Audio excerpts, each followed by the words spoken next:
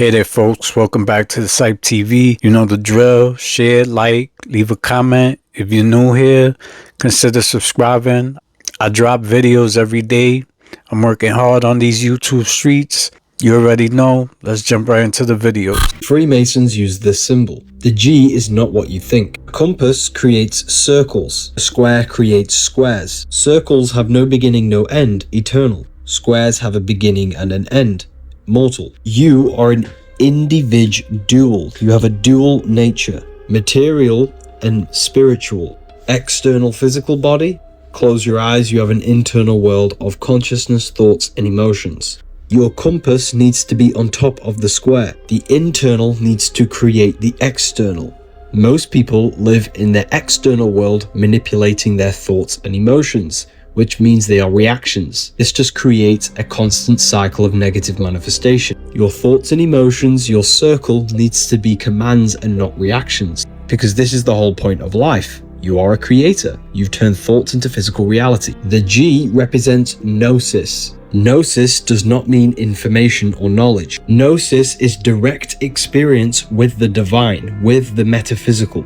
You do this by putting yourself in a hypnotic trance or deep meditation. Through putting yourself in a trance or meditation, you can escape the human identity and escape the thinking mind and access the divine planes of consciousness and have direct experience with the divine. That is what gnosis is. It cannot be explained. It's like explaining a color. You can't. You simply have to experience it for yourself. And that is the secret they don't want you to know. This that we talking about, y'all. Y'all see this? They built a robot the size of a grain of salt. And I'm not even exaggerating. Look at this, y'all. That's the US penny. And that's the robot, y'all. Do you see how tiny that is? Look like a egg. It's the world's smallest remote control robot at 0.02 inches, y'all. And the crazy part is, it don't use batteries to move. They move the junk with a laser, y'all. Imagine something this small being a robot that don't need batteries and it can move it with a laser. Now they say they're using this for medicine. They're using it in the hospital, in the medical field. Now the question is, do you really think they only use this for medicine, for the hospital? They can make this junk walk, crawl, go flat. Like, come on now. If it can do all the movements, what else can it do? What, spy on you, track you, inject you? I'm just saying. I thought this was only on movies, but now we're seeing it. It's in real life. So you gotta start thinking. Things that we see on movies, a lot of the times, it's either here or it's real. And they just don't show us until they want us to know. So they say this been around since 2022. But we're just hearing about it in 2025. So over the course of them 3 years, what were they using this for? Drop a they already watching us in the comments if you feel what I'm saying. Because if these things been around, they probably been on us, in our house, in our clothes, in your ear, in your body. You never know. He is correct. Those things probably been spying on us, been doing everything he said. They probably been in use since before 2022. You can't trust the government, so I'm pretty sure they probably had that before that time. And the possibilities are endless of what they probably were doing with that till this day, right? If you enjoy content like this, I put out several videos a week. It would be amazing if you hit the subscribe button and join me in the next video.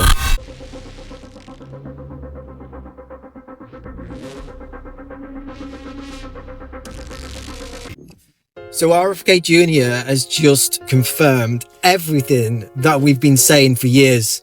That's right. All those conspiracy theorists, i.e. you and me, we were all right all along. Watch this. My name is Emily, and my biggest concern is the stratospheric aerosol injections that are continuously peppered on us every day.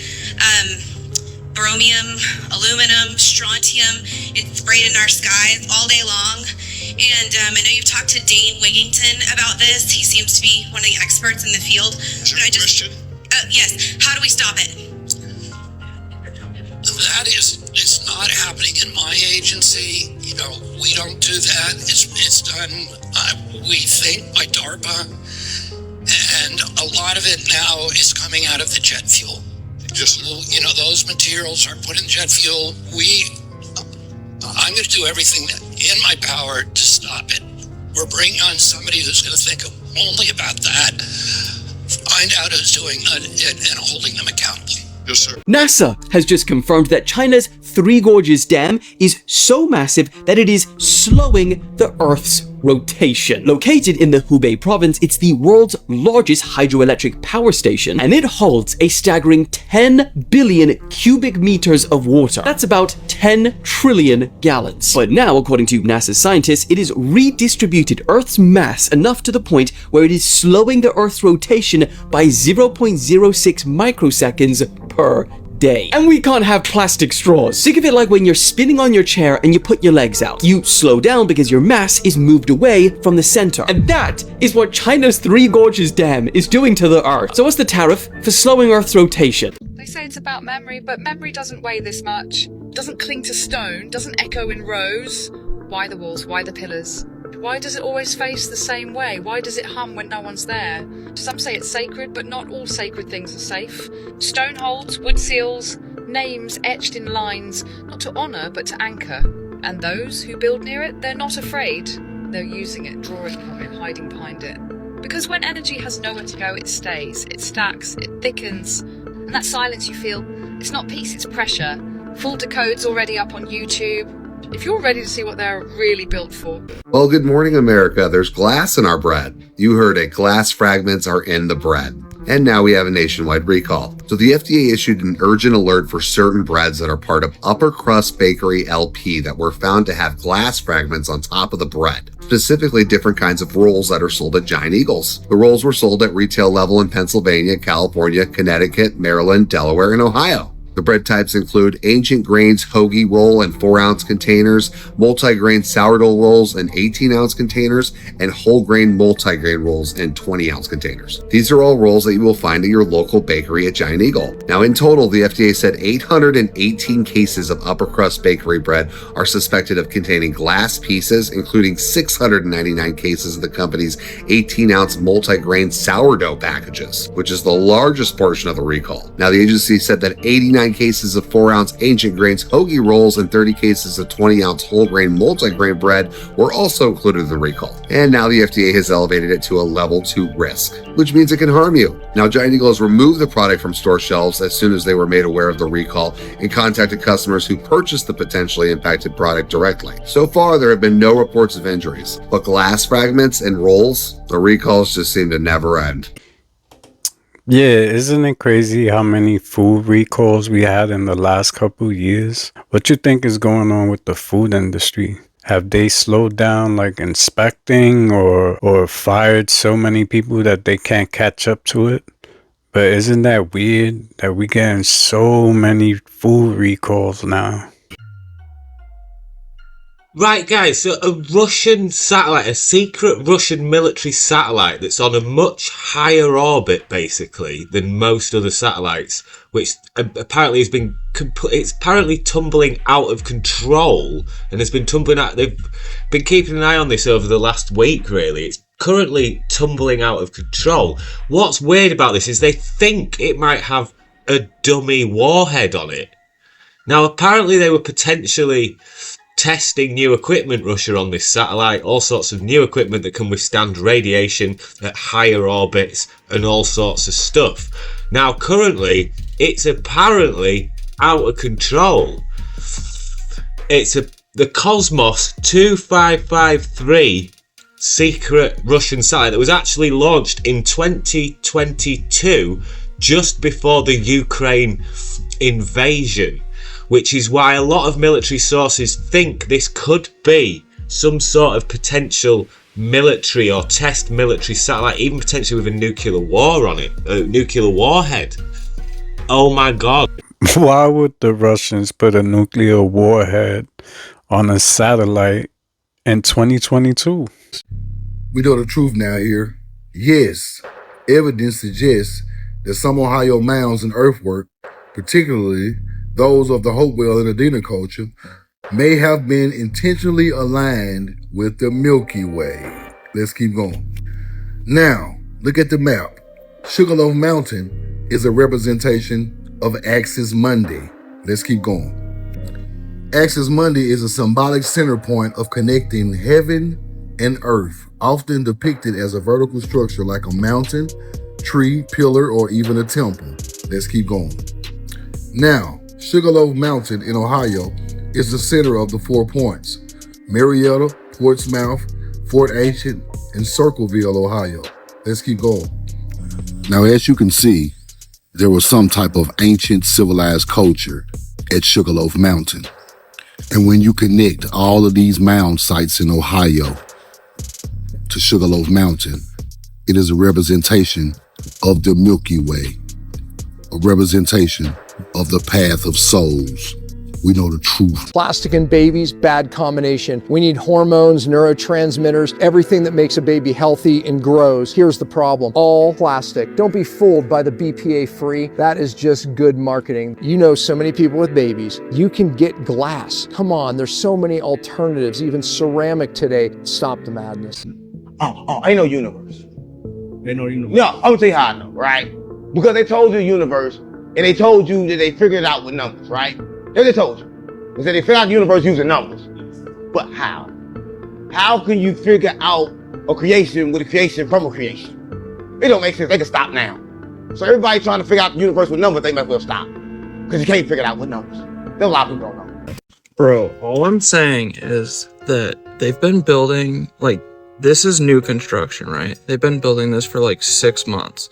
And it's literally a Lincoln log set. It's just, they put an I-beam up, and they put a concrete slab down, and then they put the next I-beams up, and the new concrete slab. And they do this forever, and it literally never ends. And it's just, and then look, it'll look just like that. A shapeless, I mean, it's not shapeless, it's just a square, colorless, artless box, right? And they want to tell us that they built shit like the Empire State Building in 1 year and 40 days. Like, dude, this building is going to take another 3 months for them to finish it, okay? And they're saying, like, dude, it's been 6 months. It's going to take almost a year for them to finish that piece of crap 4-story apartment complex. And they said they built a 110-story building in a year and 40 days. Come on! But don't worry, guys, we can't build as fast as they built the Empire State Building just because we don't have the vision and we build more sustainably now. Look, see, and we know that they built it because we have scaffolding pictures, right? See, this is totally not a miniature. And look, there's pictures. It's also definitely not a magic trick. It's not a camera trick. Not kidding. It's a 102-story building built from 1930 to 1931. A year and 40 days. Scaffolding. This is why they could build the Empire State Building in 1 year. Construction works began before the design was completed. Foundations were excavated while demolition of the existing building was still ongoing. What do you mean? You were excavating underneath the building that was still there while it was there? The steel frame was erected in a highly choreographed work sequence that minimized even a moment's downtime, and railway tracks were used to move materials. Storage was optimized, deliveries were made just in time. At one point, contractors added 14 stories to the superstructure in just 10 days. They sure did. And of course, everything has much improved since the 30s, guys. 14 people lost their lives making the Empire State Building. Yeah, probably because they were telling everyone, we didn't make this, we didn't make this. Safety today has been transformed, and we now build more sustainably, and our labor practices are definitely better. Does this chintzy-ass connector set look more sustainable than, say, literally any Capitol building, any church? These churches have lived or survived for hundreds of years, okay? This apartment will fall down in 40 years. Seriously, they're built like crap. They're all chintzy. They've got frickin' 2-inch walls. Like, build with granite and brick. That is sustainable. Those buildings don't move. Yeah, guys, look how unsustainable this building is. Look. And they want to say that the reason that they can't build as fast as they used to is because of increased complexity of buildings that they make now. I'm sorry, what? Show me one building that's ever been built in the last 100 years that looks anything like this. This I would call complex. They can't build as fast because they're supported by international supply chains that are often at the mercy of a deeply interconnected, globalized economy. The problems all stem from a lack of detailed visibility on our projects. They can't plan? Why? If only we could just plan a little better, guys. Anyway, this is all entertainment purposes. I just have a funny little fan fiction story that I'm writing where all of the history of the world that we've been told is phooey, you know? It's bull honky. It's BS. It's doo-doo caca. It's not real, in my opinion. Just my opinion. I'm not a journalist, and I'm not a historian or anything. I'm just a goofy guy, okay? Don't listen to me. Love you. Bye. Entertainment purposes! Entertainment porpoises! I am giving up the future that I made for myself. The stakes are life imprisonment and the possibility of execution. Matthew Brown, a former Pentagon intelligence analyst, has identified himself as the author of the Immaculate Constellation Report submitted to Congress. After years working under top-secret clearances, Brown went public with Jeremy Corbell and George Knapp, revealing what he discovered about a classified UAP program. He describes uncovering documents showing a massive black triangle hovering over Russian naval ships in the Pacific, with signs the Russians were expecting it. Brown says the US runs a global network tracking unidentified aerial objects, while foreign powers appear to have their own UAP intelligence. His claims match those of other whistleblowers who say information about non-human craft has been kept from Congress for decades. This goes beyond technology, Brown said. This is about answering the biggest question of all, and the answer is no, humanity is not alone. He believes the public has a right to know, warning that we've built a prison around ourselves, one that's invisible but not complete. Watch the full interview on the Weaponized podcast. Read our full breakdown at AboveTheNormNews.com.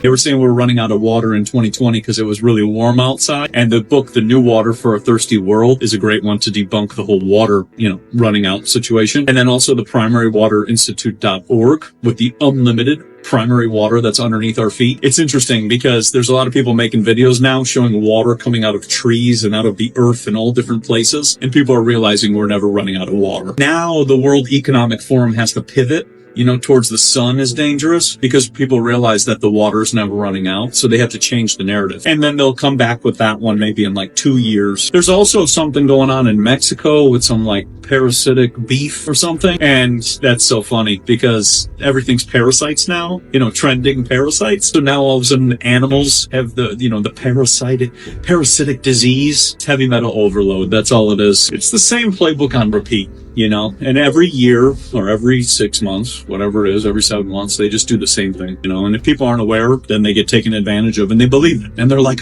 oh, I gotta sell my property with water because we're running out of water.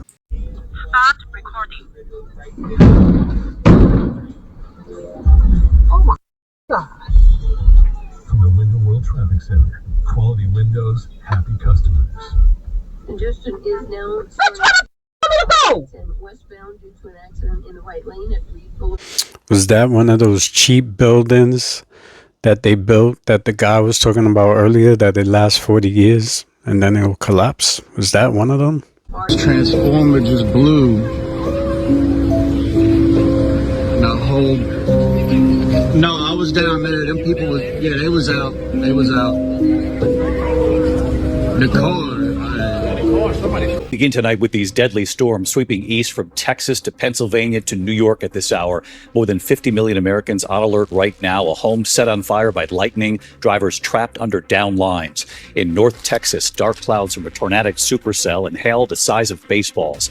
The straight line winds have been ferocious with this, upwards of 100 miles an hour. tossing structures and causing accidents.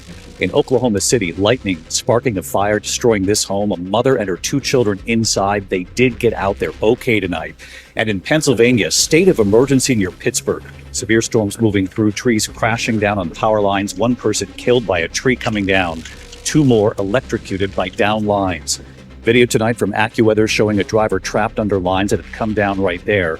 And tonight, a new line of storms, again, stretching from Texas right to upstate New York. Lee Goldberg times this out. And ABC's Maria Villarreal leading us off here with the images already coming in. Tonight, powerful storms pummeling the plains for a 3rd night in a row. Record rain inundating drivers navigating rivers during their morning commute in Norman, Oklahoma. Lightning sending this home up in flames in Oklahoma City, a mother and 2 children inside at the time escaping with minor injuries. South of their families urged to evacuate from flooded neighborhoods in Lexington. Overnight, 100-mile-an-hour straight-line winds and baseball-sized hail slamming communities southwest of Wichita Falls, Texas. Part of the same system striking Pennsylvania, knocking out power to hundreds of thousands. The Pittsburgh area hit hard, authorities in at least 1 borough declaring a state of emergency. AccuWeather's Monica Danielle in State College with a driver trapped under power lines. It told me it's going to be a while. He said, like, you're safe in there, stay in the car. That driver is okay, but at least 4 are dead in Pennsylvania, including at least 2 people who were electrocuted. David, back here in Texas, travelers are scrambling with more than 850 flights canceled so far nationwide. A majority of those cancellations happening right here at Dallas area airports. David? And I know you still have watches in effect primarily east of Dallas there tonight. Maria, thank you for leading us off. Let's get right. The weather has been getting more extreme the last couple years. Now, is this due to climate change, or does this have other factors that play into it? Maybe signs of the end of time?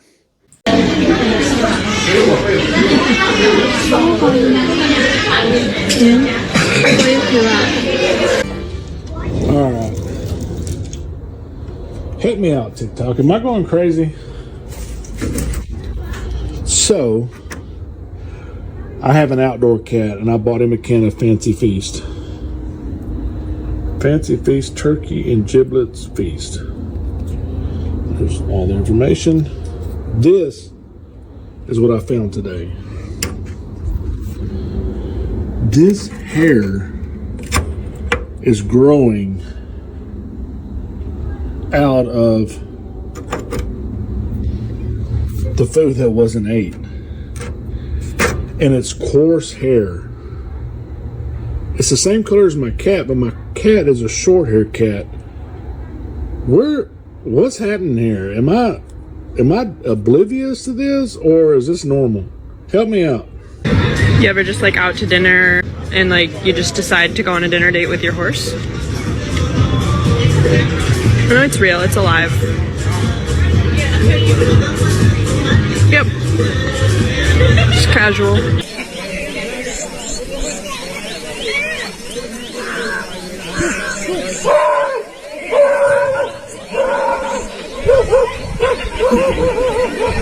A ghost pulled my hair at work tonight, and we actually caught it on camera. Before the ghost pulled my hair, I was standing up against the game machine and I felt something touching the back of my head. And I'm a spiritual person, and if you've seen any of my other videos recently, some weird stuff has been happening to me, and I've been trying to piece it all together. So I turned around and I said, please stop touching my hair. And then I turned back around and I'm looking at my phone, and about 5 minutes later, my hair gets moved. I'm looking down, my hair gets moved out of my face and over my shoulder.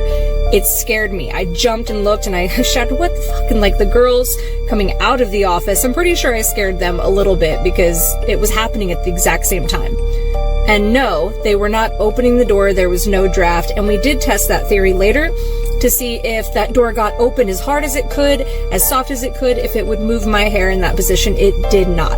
I'm actually going to clip, after this, I'm going to clip the little video. We went in and watched. I'm going to play it probably once or twice because I want you to see. If you look at my left shoulder, my back's going to be facing you. Look at my left shoulder and it goes over.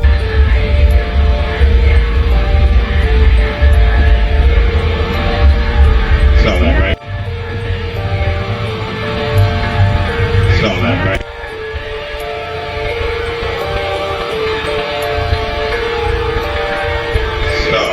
The strangest.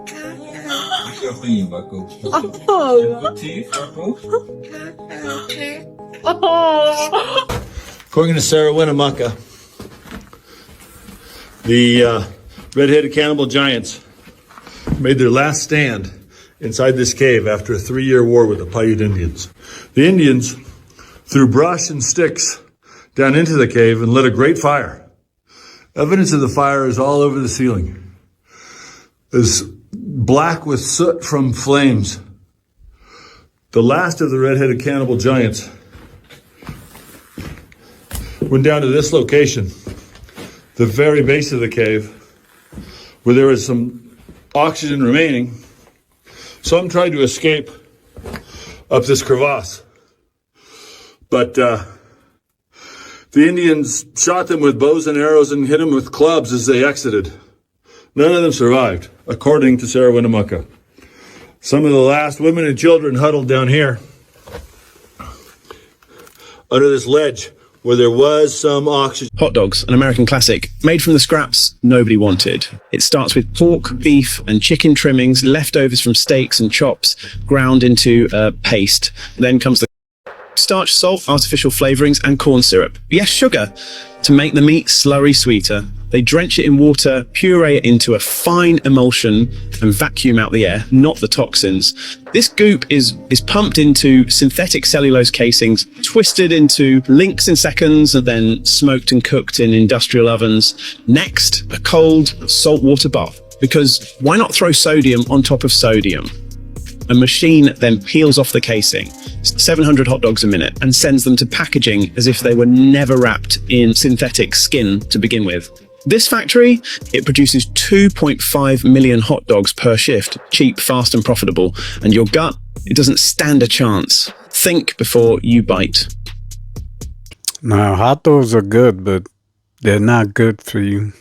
But they do taste good though, right? But I would probably eat them like once or twice a year. What is this kind of temple doing under some guy's farmland? I've found so many subterranean worlds, temples, caves that are absolutely beyond explanation. This is just a farmer, right? 20 feet up. He's just plowing the fields. Look what lies beneath his farm. This is an article found in a Pennsylvania newspaper describing a temple found in Missouri. We found ourselves in a room hewn out of solid limestone, 35 feet wide, 50 feet long, and 30 feet high. There are 12 columns in the temple. Between the columns on each side of the temple and on each side of the arch are set in the wall blocks of polished gray and black granite. It is undoubtedly one of the greatest curiosities of the age and is attracting the attention of archaeologists. You never hear anything else. The articles go blank. This person thinks that this is going to go down as one of the greatest finds in history, and then of course it disappears. How did they mysteriously die 2 years later, perhaps? The deeper you go, the crazier the things they find. There's a whole world right beneath our feet. Believe that. There's one island that has like this crazy hole in the ground that was made by pirates. It's up in Canada, right? Oak Yes. Island's in Canada. Yes. And they have some crazy hole in the ground that they're trying to figure out how to get into, but there's all these weird little traps and... Yep, that's exactly right. Yeah. What do they think's in there? Some astronomically valuable treasure, right? And I believe the island's changed hands like 7 or 8 times because people trying to find it have gone broke, digging it up, excavating it, exploring it, and there's booby traps and like all this crazy stuff. Yeah, there's some sort of a method that they've devised where if you go deep enough, it just fills up with water, so you can never get to the actual treasure itself. Right. So the people who put the treasure there might have themselves. Like, totally. We're assuming they're so smart that they buried the treasure in a way that nobody could ever get it out, but they might have just buried it in a way that they couldn't even get it out. I think that's the case. I think it's one of those like, oh, we're going to keep it here, and then they couldn't get it. I mean, who knows? But yeah, what a crazy story. Yeah.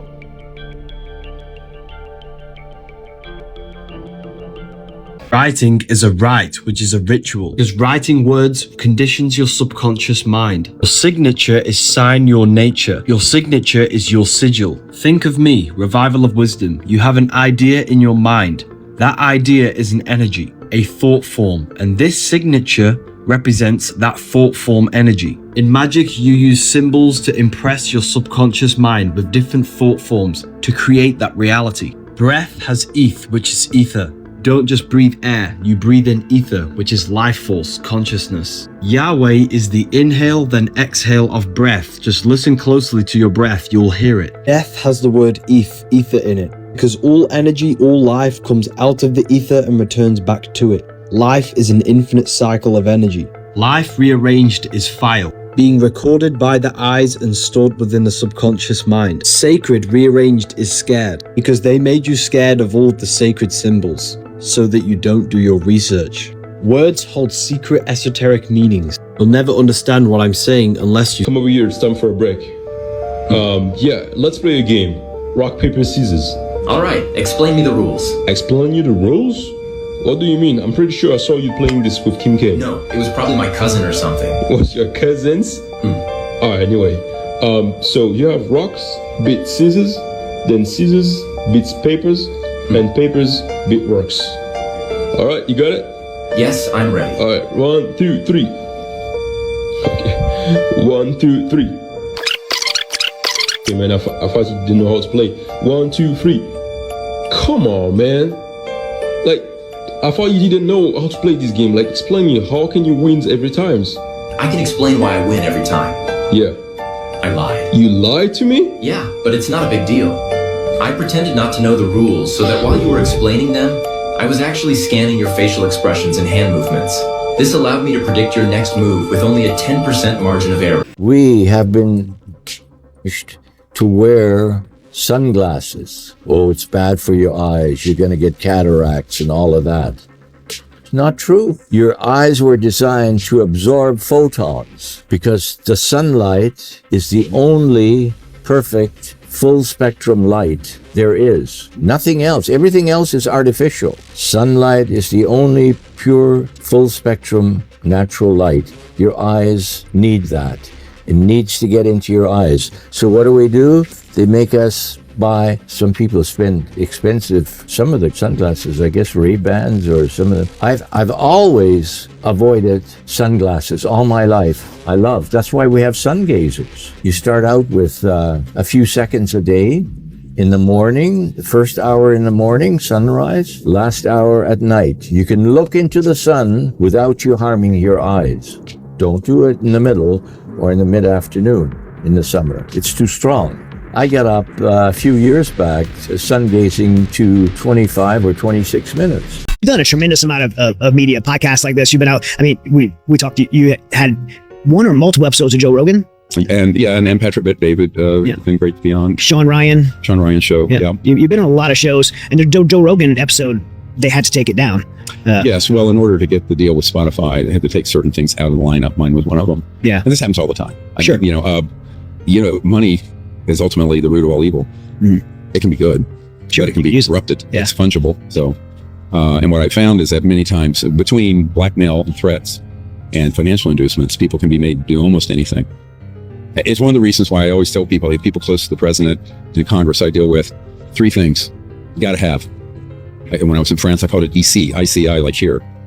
Intelligence, understand all this, complicated. Courage to do the right thing, because you're going to go through the mother of all buzzsaws with this. And number 3, integrity. So you can't be corrupted. Now, getting those 3 things together in leaders of any kind is difficult. The reason I love guys like you and the people I work with through Green Berets and other Delta Force and Special Forces folks who've been involved with these projects who are coming forward is that they actually have the courage to do the right thing. Yeah, they shut him down on the Joe Rogan podcast because of the topics he talk about. It's pretty controversial. They don't want the spotlight on him. You can do anything. There's nothing you can't do. Whether you think you can or think you can't, either way, you're right. If you try, you're probably going to pull it off. And if you think you can't, you won't. And if you don't try, then you're not going to get it done at all. You'll only see enough to match your vision. If you think you're a $100,000 a year person, you're going to see just enough to make you $100,000 a year. When you start visualizing your goals, you're going to start getting little roadmaps. You're going to start getting inspirations to act. You must act on them. Believe you can. Talk to yourself in a positive way. And if you do that, you can create miracles in your life. If you've got goals, you've got a vision of what you want, to get from where you are to where you want to be, you're going to have to take some steps, and a couple of those may be uncomfortable. And so what? You can either sit there and justify where you are, and rationalize, and I love the word rationalize, their rational lives to justify your current reality, or you can do what's necessary to create what you want. And the people that create what they want tend to be happier, tend to be more fulfilled. And which do you want?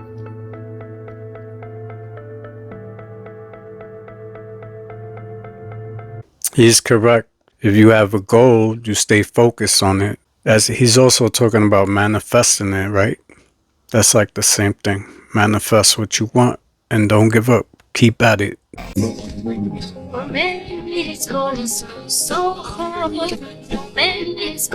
Today, guys, I'm going to do the number one thing a magician should never do. Good thing I'm not a magician. I'm going to tell you guys how this trick is done. This video confused a ton of people. They were wondering how this was done. We can see a magician up here to the right. We can see this woman who appears to be standing up in these boxes, but then the magician slides her entire top half over, and her legs appear to still be in the same exact position. Now, believe it or not, this trick is a simple variation of the sawing a person in half trick. And in order to do a trick like this, you need to have an assistant that's very flexible and able to fit themselves into a small space. So likely what's happened here is this assistant has fit themselves into this box, and this midsection torso here is fake, as well as these legs. There are other variations as well though, especially when it comes to the saw. You guys can see two people could be hiding in here. You can even do it upside down. Either way, this trick does look really cool, but I think that if you think about it for a second, it becomes very obvious exactly what happened. A magician to me is like a con artist, right? They just trying to make you see fake stuff and have you believe it's real, right? What if every country shut its borders? No imports, no exports. Who could survive? Small countries like Singapore, South Korea, and the UAE would collapse fast. They mostly rely on imported fuel, food, and water. Cities would go dark, and store shelves would clear out in days. Now let's look at the mid-sized countries. Germany imports 98% of its oil, Japan 60% of its food, and the UK nearly half of both. Their cars would stop, homes go cold, riots would break out, and economies crash. A large country like China could last longer. It grows much of its food, has strong factories, and a massive workforce. But China still imports 70% of its oil and key tech parts. Without trade, resources run low, and they definitely feel the pressure. Russia would survive the longest. It has oil, minerals, and food, but without access to global tech, it can't advance. And then there's the United States. With massive farmland, natural gas, and factories, it wouldn't collapse. But it still imports medicine and electronics. America would feel the squeeze, especially in tech and healthcare. So in today's world, no.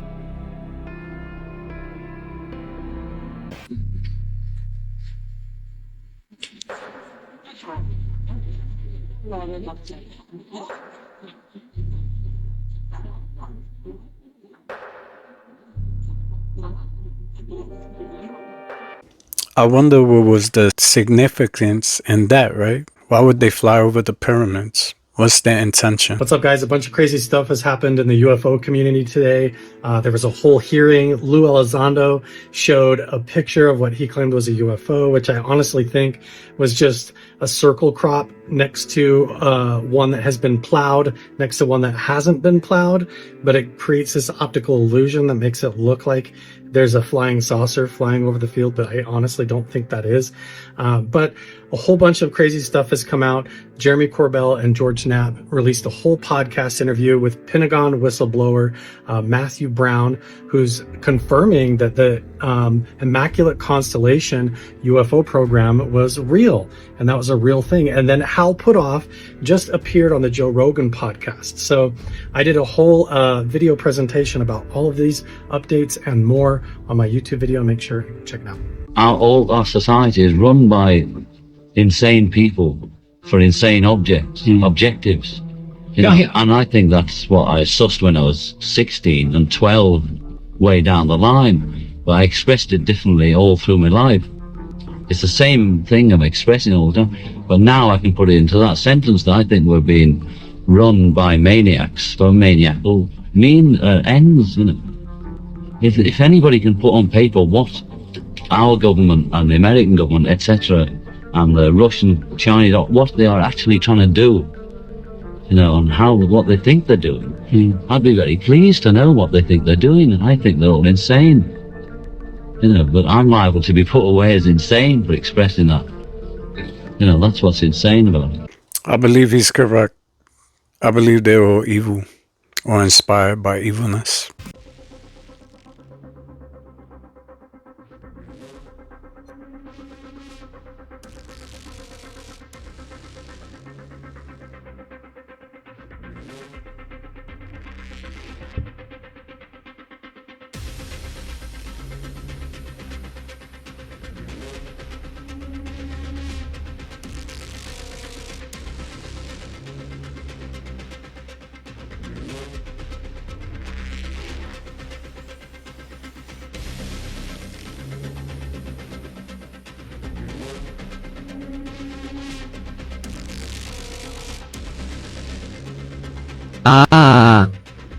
Qué susto que me pegué. I'm always skeptical when I see videos like that, but it makes me wonder, is it real, fake, AI, or did we get a glimpse of something from another dimension? Let me know what you think. You don't just feel off for no reason. Wi-Fi, EMFs, LEDs, 440 hertz music, even thought loops. They're tech too. Everything you consume shifts your vibration, and everything's synthetic, designed to jam your signal. You're an antenna, and they've built a world that distorts your field. But once you reclaim your resonance, you become untouchable. Protect your signal, because this isn't just about mindset. It's a frequency war. Do you think what he's saying is justified? Are they trying to block your frequency? Is that a thing? Have y'all ever seen a commercial for Celine Dion's clothing brand, y'all? When I tell you this twisted and dark, it's twisted and dark. In this commercial, she's literally stealing babies, y'all. Her clothing brand is called New. And we all know what that stands for. New World. You finish the rest down below in the comments. The clothes she even making the kids wear is weird as. Look at this. This is baby clothes. Look at the symbolism. We all know what this represents. I feel bad for the parents that allow their children to wear this. Look, it's like they want to start them young. You got the baby with the devil horns. It's right there in your face. Look at this. Y'all, this is literally her clothing brand. I'm not understanding why people allow their kids to wear this. It's weird. Would you allow your kids to wear something like this? Look at this. Now take a look at the video playing over my head. Our children. This shit is weird, y'all. Our children. As we are all just links in a never-ending chain that is life. Y'all seen the clothes. In reality, we are only a fraction of their universe. We miss the past. They dream of tomorrow. We may thrust them forward into the future, but the course will always be theirs to choose. If y'all don't see it, and I really gotta say it. Yeah, girl, and I'm Beyonce.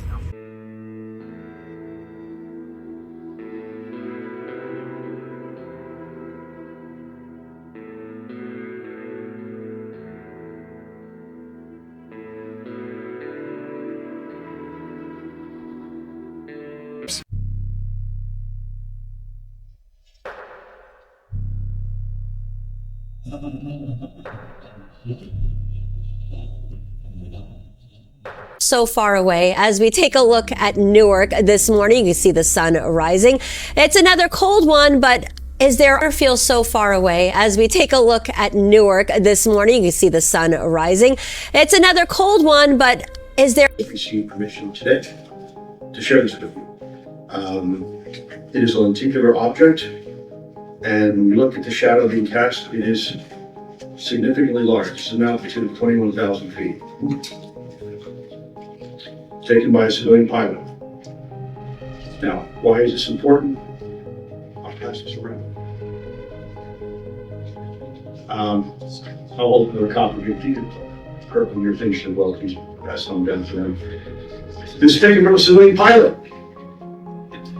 Right? Not a FLIR system, not an infrared system, but an average person with an average camera at 21,000 feet. And the object potentially is anywhere between 600 to 1,000 feet in diameter. It's a lenticular object, and it is silver. Now, I cannot vouch for the veracity of this photograph. I didn't take it. No, es súper rápido. Es una pelota, no es, ni un globo. Un globo no es. Eso es otra cosa. Y estamos acercando.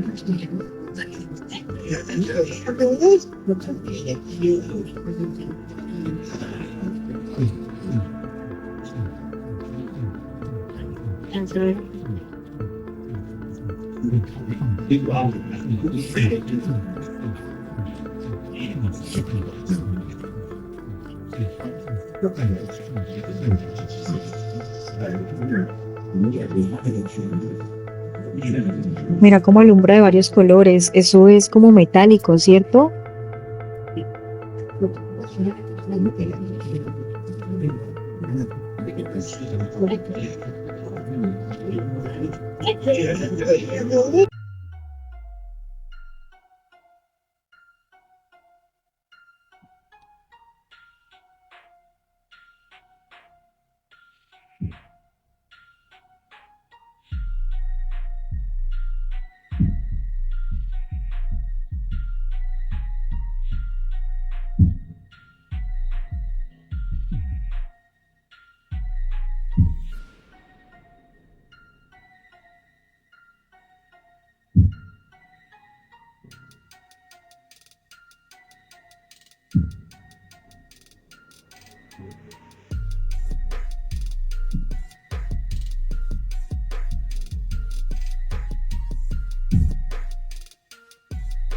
All these spheres, UAVs, and UFOs are being spotted all around the world. It makes me wonder what they setting us up for. By the Highway of Tears, when she hears this. A woman named Anita Nazil, who lives next to the Highway of Tears in Canada, was home one day when she heard the horrifying screams of a woman somewhere outside calling for help.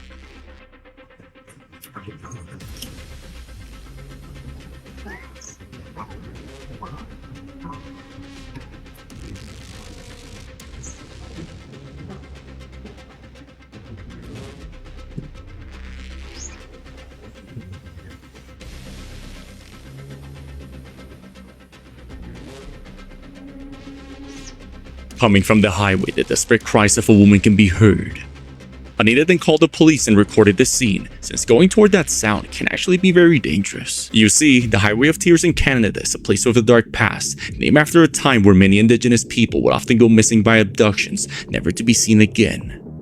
Due to its mysterious nature, some believe these screams aren't just a coyote or a bobcat, but many other dangers like someone or something luring people into vulnerability, and even sinister entities like skinwalkers. There's this saint I came across. I thought it was the coolest story ever. His name is Saint Longinus, the centurion. He was the centurion that did the spear into Jesus' side, but the story goes that his eyesight was bad, like it was degrading and stuff. When he pierced Jesus' side, the blood and water poured on his face, and he was instantly healed, his eyesight, but then instantly realized that he was the Son of God. Immediately after that, he's like, I need to go spread the gospel. And so he traveled all over the Middle East and stuff, spreading the gospel. But news got back to Pontius Pilate. So they captured him, brought him in, and they're like, deny your faith. And he said, why would I deny my faith when I know who the true king is? So what they did is like, since he gave you back your eyesight, we're going to take your eyes. And so they took his eyes out, and that didn't stop him. He kept on spreading the gospel, completely blind. And then they said, well, you didn't get the hint. They cut out his tongue. But what the miracle that happened with it is that when they cut out his tongue, he was still able to speak perfectly. But they said it was almost like God was speaking through him, almost with a thunderous voice. They brought him into the temple, basically bow down before our gods, deny your faith in Jesus Christ. And he somehow grabbed a sword, swung, and cut the head off of one of the statue gods. Let's go. And he said, let's see what your gods do now. And as soon as he said that, an earthquake happened, and every single god in this temple fell down.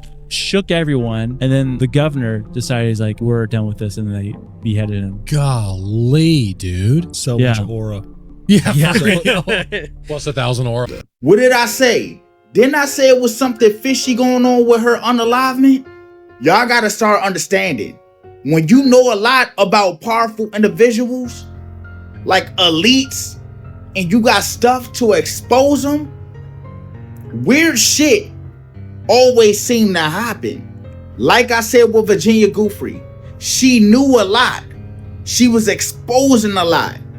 a lot of powerful individuals. She knew that.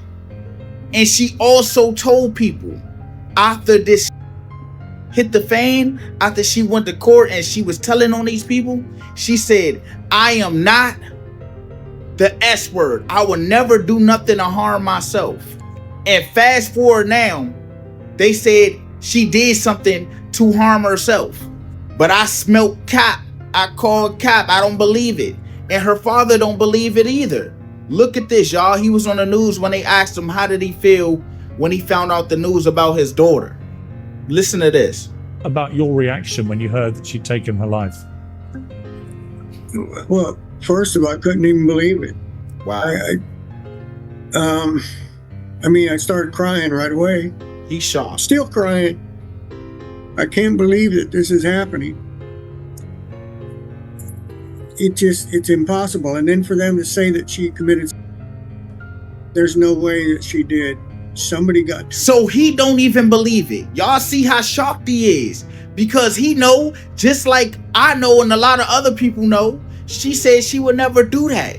But it always happened like this, y'all. What do y'all think happened? Let me know down below in the comments. If you're gonna expose the elites and powerful people, you gotta watch how you move. Check this out. Here's the proof that Satan is everywhere around us. You've never seen what I'm about to show you. Let's start with Elon Musk. Everyone sees him as a genius, a visionary. But what if he's actually the Antichrist? When you search Elon Musk Met Gala jacket on Google, you'll find something terrifying. That day, he wore a jacket with a hidden satanic message on the back. It says, Novus Ordo Seclorum, which means New Order of the Ages. It's not just Latin, it's the motto on the dollar bill, directly tied to secret societies and satanic symbolism. And that's not all. Open your eyes. Satanic symbols are everywhere. The emblem of Bohemian Grove, the secret place where elites gather to do very strange things, was intentionally built into the layout of Washington, D.C. And the craziest part? If you look again at a satellite view of Washington, the streets are designed to form a satanic pentagram. This isn't a coincidence. It's been hiding right in front of us all along. If you take the 5 points off of a 5-pointed star or a pentagram, you have left in the middle a pentagon. What do we see here? This is extremely important. But if you take a look, here is the Illuminati pyramid. The Egyptian obelisk points up to the top of the triangle or the top of the pyramid. We're talking about occultic forces. We're talking about the 5-pointed pentagram, which was used by satanic worshippers for thousands of years. The more you open your eyes, the more you realize the world isn't what you thought. The government is trying to silence this man based off what he found in the desert. Watch this. It's getting real now. So we're off north of our property a little bit, and we were looking for places that naturally hold water, and we found this like little pond that's like north of an arroyo, and this thing is filled with kids' backpacks. What? Why would there be a... And like, And there's like a bunch of stuff, life activity, like if you dig down, it's like there's backpacks. There's little kids' backpacks here. moving to that. Like, there are kids' backpacks here. Ask yourself why. Like, we found a place out in the middle of the desert north of our property that has bones and boots and kids' backpacks. Yeah. Who's orchestrating the... It's getting really, really weird. You smell that? What? Just know that they tried to tell the FBI, and the FBI said, stop posting about it. And stop talking about it. Like that. And basically like This video is insane, y'all. So we just hit a point where we found like our backpack after finding that boot, and yeah, we're done. We're gonna head back to the property. Gonna have to contact somebody about this because one of our neighbors was really, really interested when we found bones on our property. So they... And that guy's been really, really against us having social media. So they know something, obviously. We're kind of in shock. Yeah. Yeah, so we're gonna have to figure this out, but we just found a bunch of backpacks and like personal belongings. So apparently they did contact the FBI, and they were told to stop talking about it. Something big and sinister is definitely happening on this property, and there may be very powerful individuals or businesses, corporations, whoever, involved. As always, thank you for watching. Let me know what you think in the comments. Stay weird. A massive amount of kids go missing every year in the US. It's a business. Do your due diligence to keep your kids safe and watch over them. The part 1, I showed you the Pope sporting his Dogon hat with his star on it. Well, I'm sure you're all aware that the Catholic Church has a serious problem with there's 3 popes, white, black and grey. We're only ever shown the white, and Catholicism honestly is just really badly disguised Saturn worship. Again, this topic has been covered extensively by people like Jordan Maxwell, Santos Bonacci and many others. However, why I'm mentioning it is because when a pope issues some form of public decree, it is known as a papal bull, which sums to 93, surprise surprise. But not only that, papal bull, papal bow, I mean, once you get on this stuff, the connections don't stop. You see them left, right and centre. We know why that's called the papal bull. I also want to show you how these archetypes are played out in the music industry as well.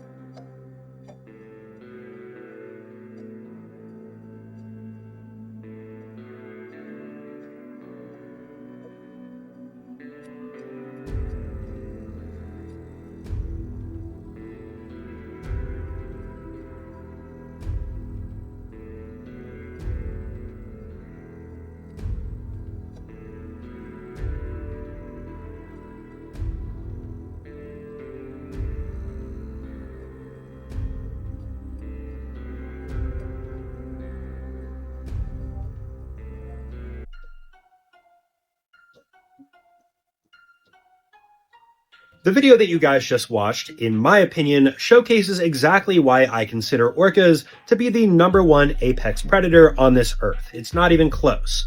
For those that didn't understand what was going on in this video, the orca that you guys saw was in captivity, and it was given a fish. But instead of just consuming the fish as a normal animal would, the orca places it up in a shallow portion of its body of water, waits for a bird to come by and try to get it, and then the orca grabs the bird. Now it has a bird and a fish.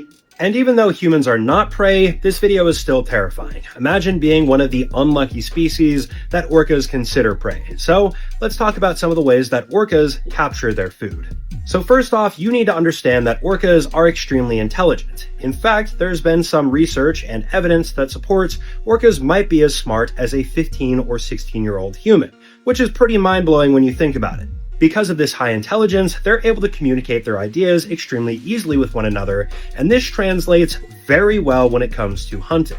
One of the most common ways that orcas are known to hunt is through the creation of the bait ball. For those that aren't aware, a bait ball is a large group of fish that are localized in one spot.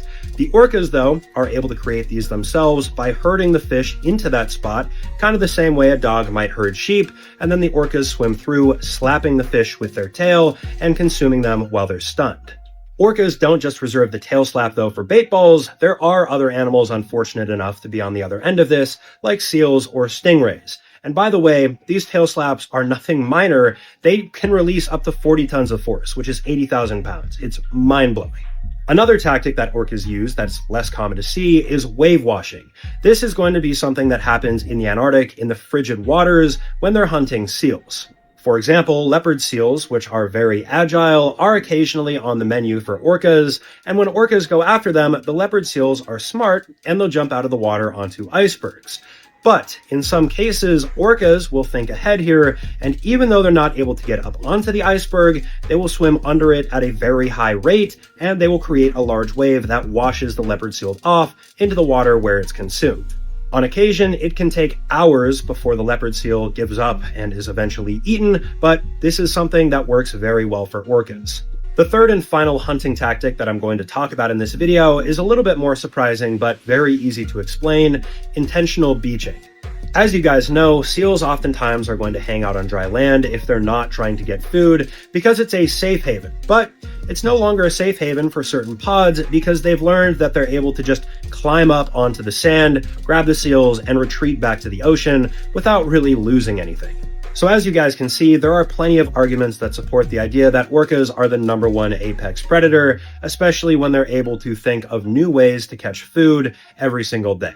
As always, let me know what you guys think about this in the comment section below. Drop a comment letting me know what you want to see next, and I'll see you guys in the next video. Peace out. Let's talk about one of the most powerful families in history that almost no one talks about, the Orsini. And this isn't fiction, it's historical fact. The Orsini trace their roots back to ancient Rome, tied to the Julio-Claudian line.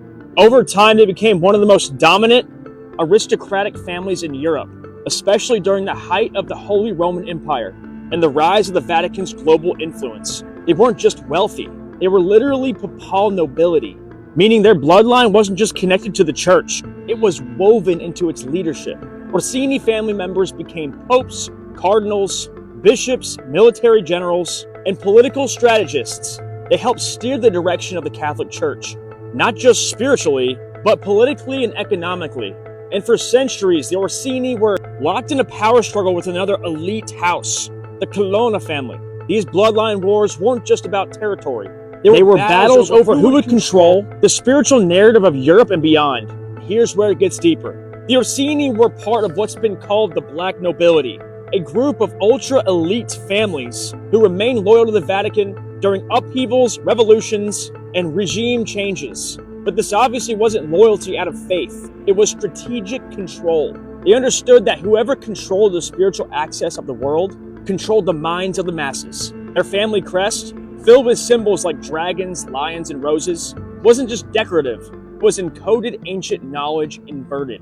These symbols were marks of dominion, passed down through generations. Over time, their name became quieter in public view, but their influence didn't vanish. It went subterranean. They integrated into modern finance, intelligence, and diplomatic structures, often through marriages with other powerful houses, like the Medici, the Farnese, and the Aldobrandini. That was hard to pronounce. It's not a coincidence that the Orsini have ties to Rome, Switzerland, and London. 3 pillars of power: spiritual, financial, and legal. These are true centers of control, not just where the cameras are pointed. Today, the descendants of these families don't show up in headlines. They don't need to. They operate through institutions, trusts, foundations, and policy circles that shape the world silently. If you want to understand who really runs things, stop looking at presidents or parliaments. Look at bloodlines, look at symbols, look at the families that never left the throne. They just stopped calling it that. This is getting into the level of truth that rewrites everything you thought you knew. These are the powerful people that control the world behind the veil. It stands for Tactical Air Control Party, and I'm just going to level with you. This job exists for one reason and one reason only, and that's to put warheads on foreheads. I'm trying to tell you, if the Tactical Air Control Party shows up, there's going to be anatomical confetti everywhere. TACP is basically the Air Force's version of a grunt, but they got that Air Force budget money, so they're like fancy designer grunts. Gucci grunts, if you will. So what does all that fancy Air Force money buy you? Every TACP has to go through basic training, then they go to the Special Warfare Preparatory course, then they get to go to the actual TACP schoolhouse. Assuming they make it through that, they'll go to the Army Airborne School where they learn how to jump out of a perfectly good plane, and then they will go to SEER training. And that is just the bare minimum to become a TACP. They are then all but required to attend the JTAC qualification course, which stands for Joint Terminal Attack Controller, which allows them to call in close air support. A lot of people get that confused and think that JTAC is an actual job in the military. It is not. It is just an extra qualification or certification that you can earn. It's like being airborne. After they finish all their high-speed training, some of them go on to Special Forces, but the majority are going to get embedded with the Army and the Marine Corps grunts. From there, it's their job to go out on mission with the grunts and carry a 90-pound backpack full of all kinds of communication equipment. Everything from SATCOMs to radios, lasers for painting targets, laser rangefinders. Basically, he's there to translate all the ooga booga noises from the grunts into like math and science so the Air Force understands where to drop their bombs. So he's a grunt, but he's a nerd too. He's kind of like Donatello. Except when Donatello over here calls for fire, he's not just asking for your regular artillery or Yeetus Deletus. If Uncle Sam has it, this man can call for it. Whether we're talking about the A-10 Warthog, the AC-130, pretty much any type of bomb, and even naval bombardment. I'm trying to tell you, TACPs are not on the battlefield to unalive bad guys. They are there to erase terrain features that may or may not have bad guys on them. Here's what I need you to understand. This is the only man that's going to enable the Air Force to be able to save the grunts' lives if it's the fan. This man cares about his grunts the same way the grunts care about Doc. If you mess with this man's grunts, he's gonna hit you so hard your eyes are gonna be blue. One's gonna blow that way, and the other one's gonna blow that way. Because this man will hit you with a piece of ordnance that's got a price tag similar to that of the GDP of a small to medium-sized country. I can feel my taxes going up just thinking about it. And God forbid you shoot at Doc, because then you're really gonna get the grunts and the TACP working together. The grunts are gonna keep you where you're at with suppressing fire, while the TACP calls up the Air Force and tells him to drop something so bright it's gonna sunburn your soul. And then a few minutes later, the last thing you're ever gonna hear is a bunch of 20-year-old athletic alcoholics with machine guns singing, "Here comes the sun." Oh no! In conclusion, the Air Force doesn't have many grunts, but the ones they do have are absolute game changers. And when it comes to the TACPs, they not only pose a threat to the enemy, but to the terrain they reside on as well. Gaia lore surrounding dragons is linked directly with a particular species of reptilians called the Alpha Draconis, or the Winged Dracos. Now, dragon mythology is ubiquitous. It permeates all cultures. All cultures have a name for dragon, even though the animal cannot prove to have actually existed. Dragons, much like monsters, unexplainably appear in many remote cultures such as Hopi, Huron and Zuni. And this is because they have always been on Earth since the dawn of time, and every culture has had their experiences with them. Therefore, every culture has a name for them. The Alpha Draconians predate humans well over hundreds of millions of years. They're the Draconians who were seeded here by another unknown and vastly superior reptilian race that I'm not going to discuss today. They appeared in our reality from another dimension, somewhat like the Hindu Sanskrit text referred to as the Lokas. Some Hindus believe that there are 14 Lokas, or worlds, that make up a multiverse, and they believe that there are inhabitants in each of these different planetary systems. So the Alpha Draconis existed prior in a different dimension or a different locus and then incarnated here. And now the propagation of these beings on Earth initially began with the seeding of the dinosaurs, okay? As Sauria-blooded dinosaurs evolved into Iguanodontia, dinosaur intelligence became more sapient. Eventually, they became upright and walked as bipedals, known as saurians. As they became more sapient, they also developed telepathy. Over the course of millions of years, the societies became highly advanced to the point that the saurians developed a space program even more sophisticated than the one we know today to be NASA. And we've already spoke about this before, the Saurus. What does it mean? Saurus means dinosaur, right? And the Saurus, the book of the lizard, the reptilians. Look how the gematria all fits perfectly here, and I've touched on this before previously, but we're really going to start pulling this shit apart now. His theory does kind of make sense, but let me know what you think about everything he said. Lou Elizondo, what are you doing, man? Come on. You are the last person we need to show the world an image, a blurry, super blurry image of circular crops. I mean, come on, look at these pictures here. These pictures were found on Reddit within 30 seconds, seemingly. And honestly, dude, you can do so much better. But this honestly, like, backs up a lot of what we already feel about you, which is we don't trust you. We think that you're probably a misinformation agent, kind of like how Richard Doty was, and feed the people crap and show high up people like, oh, maybe this is just a load of crap, maybe this isn't worth it. That picture was found within 30 seconds on Reddit. Come on, dude. Like, that really hurts us as a community. Let me speak to my viewers right now. You listening, okay? The best way we all get disclosure for the world is if we do it ourselves. Let's stop depending on the government and let's just do it ourselves. It's so much easier just to do it ourselves. And if everyone sees it, then everyone sees it. We don't have to rely on, you know, the government, which is never going to happen because we've been relying on the government for almost 100 years. And then Skywatchers, which is promising, but, you know, they're not going to be viral or anything like that, I don't think. So we just have to encourage our friends and family who don't believe to just look up. That's honestly going to be the best way to do it. So crazy. There are governments and powerful people that will pay people to misdirect you. It's all a tactical ploy to get you confused on what to believe and what not to believe. Sperm racing was not on my 2025 bingo card. This has got to be one of the craziest things I've ever seen, but the reason why they're doing it might surprise you.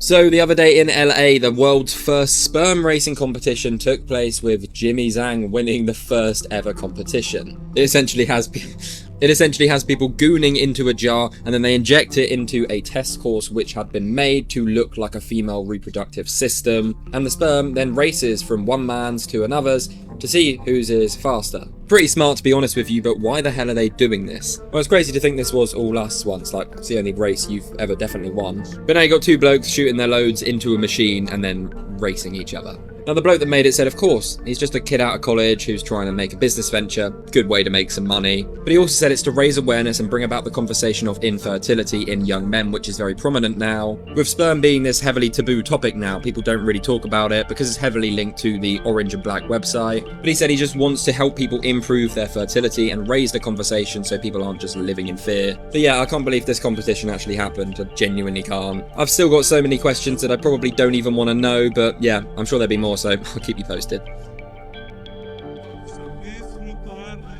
What if I told you that the two people in these pictures were the same person? Would you think I was crazy?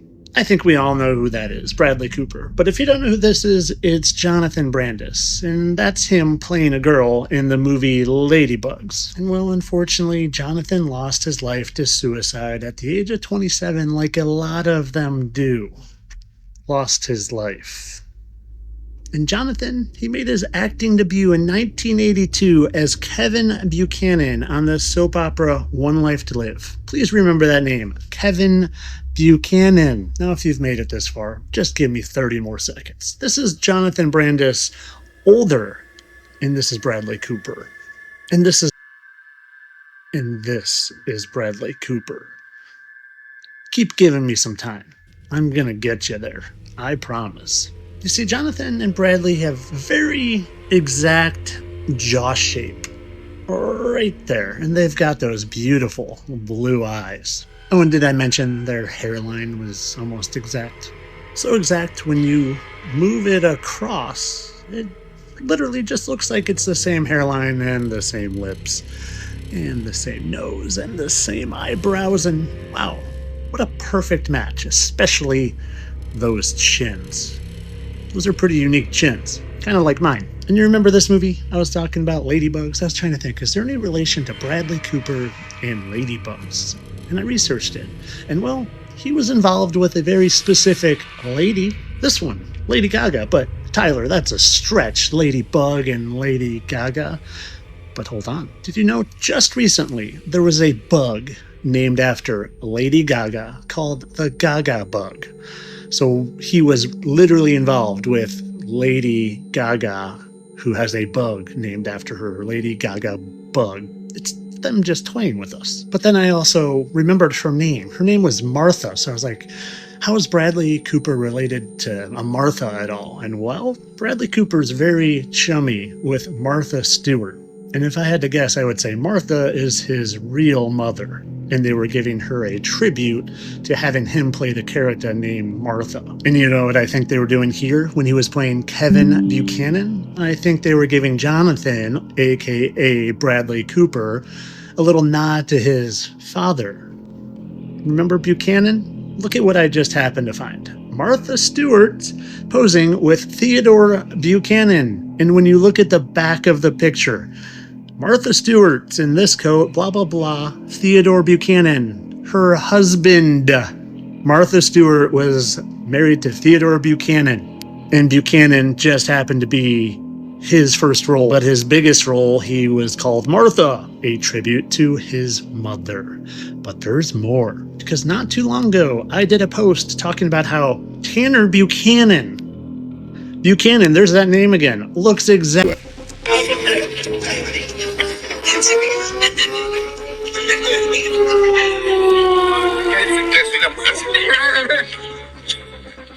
Are you using cologne or perfume? You know how many toxins are in this, especially endocrine disruptors? We're spraying it right on our skin, directly into our bloodstream. This simple solution, go-to essential oils, smells better, doesn't cover up your pheromones, oftentimes can even express pheromones better. This blocks pheromones, it's not making you more attractive. I don't wear cologne personally, and I have asthma, so I can't be around those smells because it triggers my asthma, and I can't go into stores like Bed Bath & Beyond where they got all those fragrances. It sucks to be me, right? What's that girl's name? She slept with 1,000 guys in 24 hours or something like that. One in, one out, like it feels intense. There was some other girl, she was shooting some kind of a gangbang on a balcony and fell off to her death. It seems like all these other girls are like trying to top it. I think what we're seeing, content creation became a legitimized career because we live in an over-sexualized culture. You see the birth and rise up of OnlyFans. Those worlds kind of intermeshed during people who were participating in OnlyFans went up by 1,600%. 1,600? 1,600%. Porn consumption went up 400%. Essentially, they were using social media like a funnel. Once a girl became popular, they would grab that girl and they would say, hey, we're going to represent you, we're going to take great care of you. And they would bring them into a studio and they would shoot all this stock footage and they'll say, hey, we're going to 10x the way that you're being monetized because we're going to shoot all this footage and then we're going to have 30 random guys in a basement in the Philippines chatting with the people. So they're going to have your password. You're not going to have to be on OnlyFans anymore. It's like catfishing 2.0 where you pay per message, per video, per picture, and then you got a guy sitting there pretending to be her. Where does this end? That whole situation is sad, but did you hear the part where he said a girl was getting gangbanged on a balcony and she fell to her death? Damn. Let me break it down. So ICE just arrested this guy who was running a spot called Yaya Noodles / Sushi John. I'm confused. No, so it's one restaurant. It's usually just a sushi spot or a noodle spot, right? You don't usually mix those. So he just got picked up for being a Chinese spy. Wow. Have you ever seen any Chinese restaurant commercials for any Chinese restaurants in America? There's over 45,000 Chinese restaurants in America, and none of them have commercials. And Panda Express doesn't count. What the fuck? Right? No. So think about it. Okay. Could all these Chinese restaurants be fronts? Then we have all these Chinese hackers getting into our water systems. You know, they're infiltrating the Federal Reserve. They're a former senior advisor to the Federal Reserve. Just got locked up a few months ago for being a Chinese spy. He was a traitor.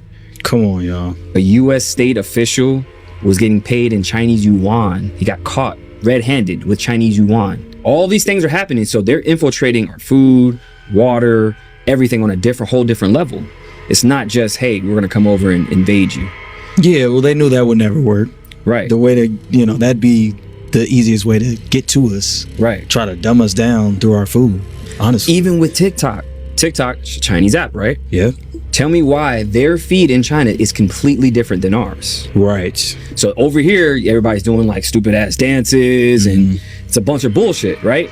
Over there, it's completely different. It's all educational. They're learning AI, math, and their feed is completely different. Are we really going to sit here and act like the timing and the imagery that's being put up in these drone shows or what sort of normal? Have you guys even been seeing what I've been showing you guys the last month? That they would literally, come on now. They're literally taking blows at you subconsciously and you don't even know. Deceptions for the biggest deception that's on the way. Like how that guy came out and told Congress there were 4 different beings, By the way, I just put up this video last week on the Red Button platform where I break down what all of them are and why all of them are. It would not be allowed on here. Like these things right here. Are you aware that these interdimensional beings have been in the sky for weeks? Same time, same being, same place, different shape. Here's the video for anybody that might want to see it. You see it? Okay, you see it. You see it. Stop being greedy. What about how I just showed you guys that anti-drone rifles at the holy dude's funeral? Not to mention this right here at the same time. Wow. Would not believe it. Are you seeing this? Okay, you get it. These things have been happening every single day, and none of this is coincidence. Disclosure, nothing is coincidence right here, y'all. Something is coming, and it's coming very, very soon.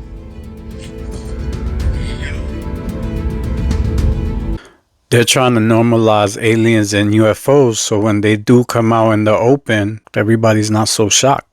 Let me know what you think. For you to get past Yahweh, you have to ascend. Now, if you don't, if you're not powerful enough, if you've not done enough on this earth to shed your ego, right? It's all about burying the ego, killing the ego enough to then become greater than Yahweh, to pass past him, to move into that great white brotherhood or whatever. There's 100 different names for it. So if you don't, you just reincarnate back into this like bucket of souls until you find a new body, get thrown back into that, and you do it all over again. Until you finally get past it. And that's Gnosticism in a nutshell. And that's literally tied into the halls of Amenti, which Nicole Chikala is saying they found this place where you're literally going to meet the demiurge and pass through. Why are you saying that we think we found the halls of Amenti? What makes you think that, though? I need to understand that part out of those SAR images that you went there with it. Either you know something that you're not telling us, or you are trying to drive the narrative a certain way to get people prepped enough. Discredit people, discredit the researchers. Like, that's what it felt like to me. When she mentioned Halls of Amenti, I'm like, a little bit early for that. Right. Like, there has to be a reason why they led with that, or she did, Nicole did. And I did look into her background as well, and some of them, but I was shocked when they said, we may have found the halls. I'm like, wow, that is a bit early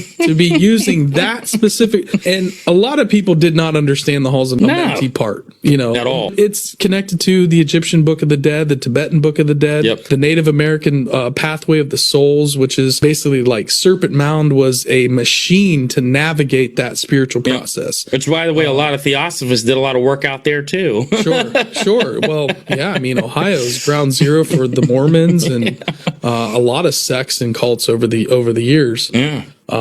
Careful. It's a strange vibe here. It's a strange road.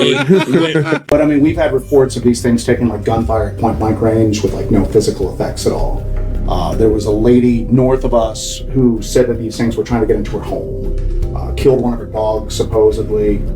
We're talking to her, and it got to a point where apparently it rammed its hand through an open window and tried to grab an uncle, and the family opened fire on it from point blank range, and nothing happened to her. I mean, you got some encounters that they appear and they disappear right before people's eyes.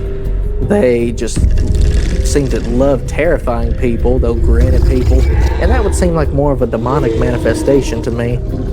However, I do believe also that there's something physical in some capacity running around in the woods, because, you know, we find hair samples. Be careful. Oh my gosh. The makeup makes her look fake. Look at nail. Nail done. That's fucked up. Estoy solo, no hay nadie, no hay ningún carro, nomás está la mía. Si vieron, alguien pasó allá.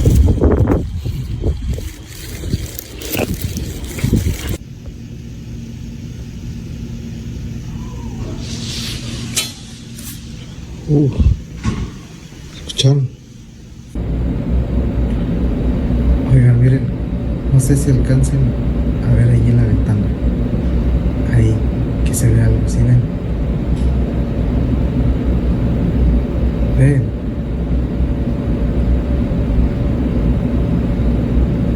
¿Se alcanzan a ver la sombra?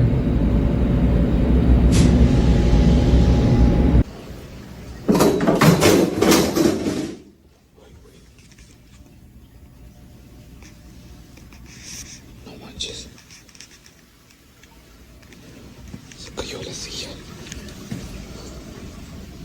Miren. Y no hay nadie ya.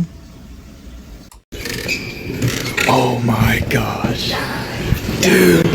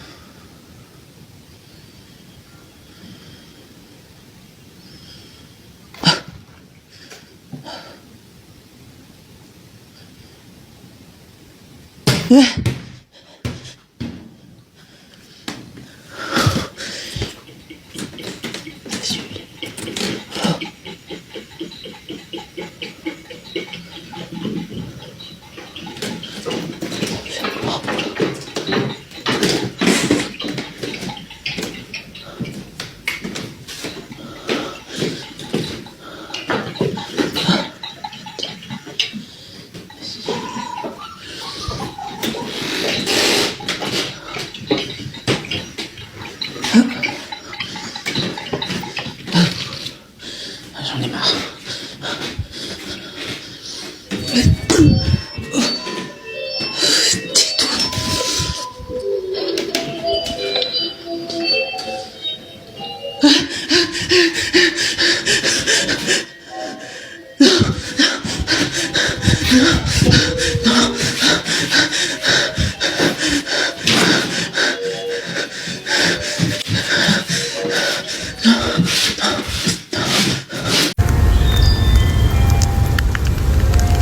Do you hear it?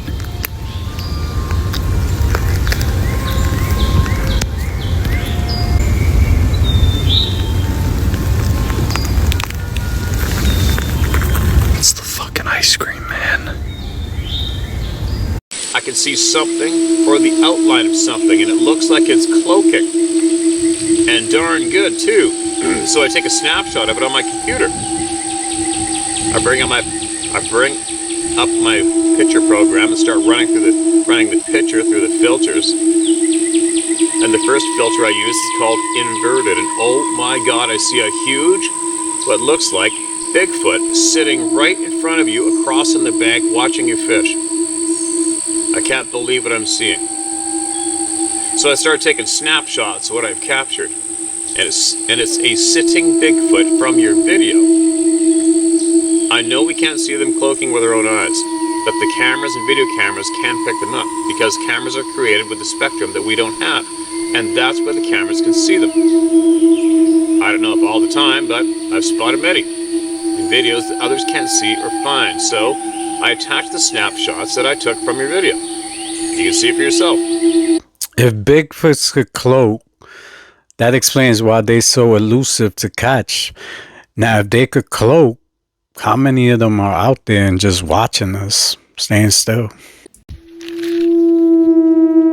Just got down off the mountain. I didn't find the piggies. I checked everywhere. I checked high.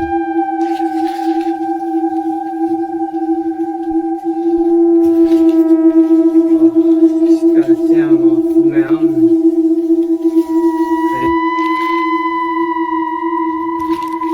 Just got down off the mountain. I didn't find the piggies.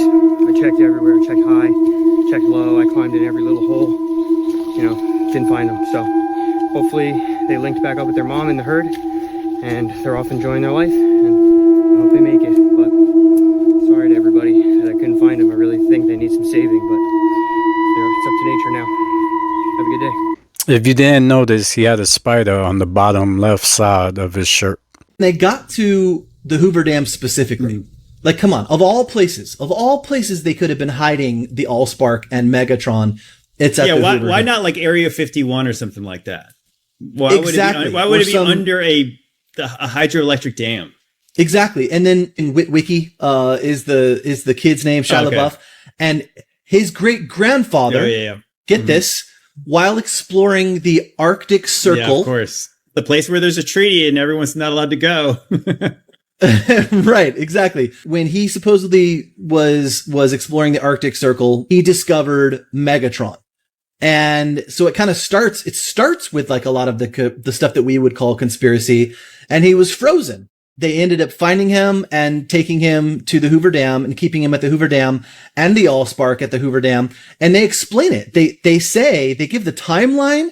They show that the way that it's in there. And I just got this weird feeling as I was watching it that like, I think that there's so much truth to that whole story, because as they're walking him in to show him where the Allspark is, they show the giant black cube. It's got the hieroglyphics all over it. It's giant. And they ultimately say that President Hoover wanted to build the dam around the Allspark with 40-yard thick cement walls to keep the signal from being able to be detected from the outside or what they call outer space.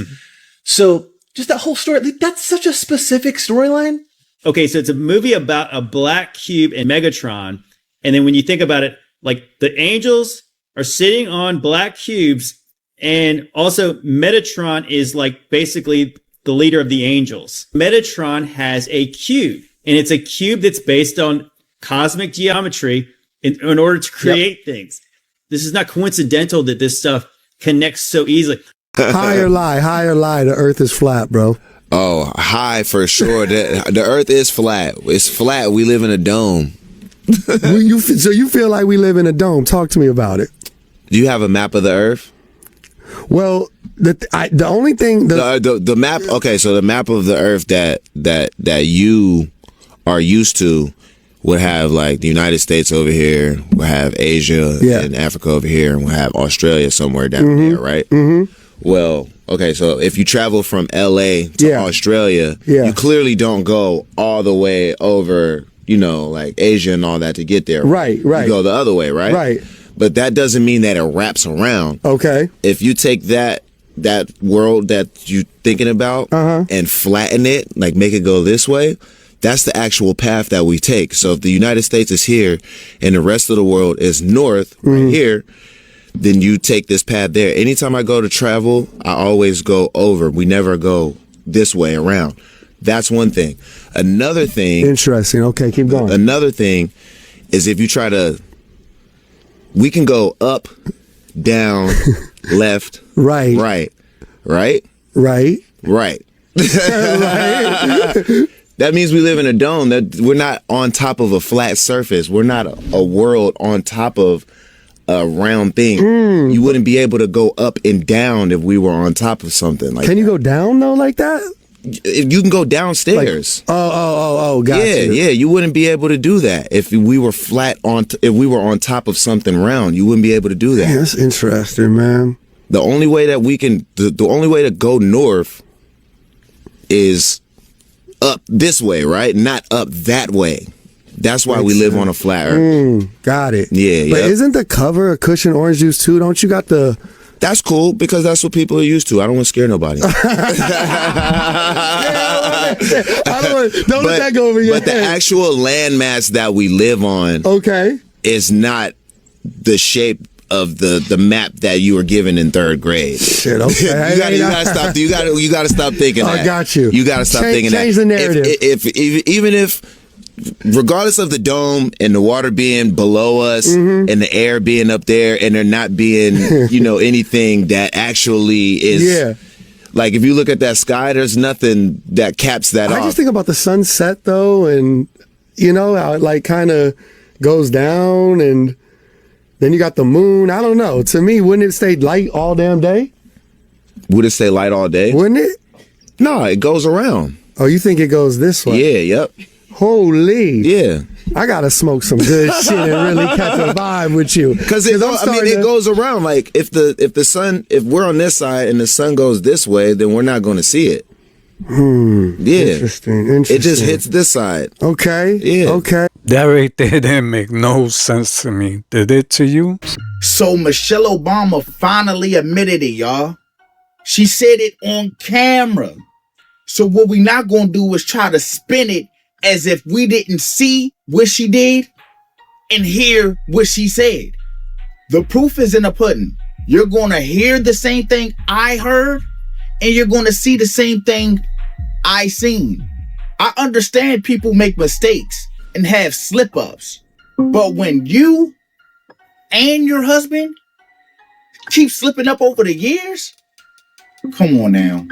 So here's where she messed up. When she asked Marlon Wayans a question, she should have said, so you particularly as a black man, instead of saying, warms my heart particularly as a black man. But here y'all go. Marlon, a bit about, just so proud of how you are being a role model for dealing with a child that's transgender. Absolutely. And that's, that warms my heart, particularly as a black man. Would you care to share? Now it's the stutter for me It's like she knew she. Am I tripping? Y'all let me know down below in the comments. Do y'all think she's a black man? I don't. Hey, y'all seen this? A purple sky over Malaysia.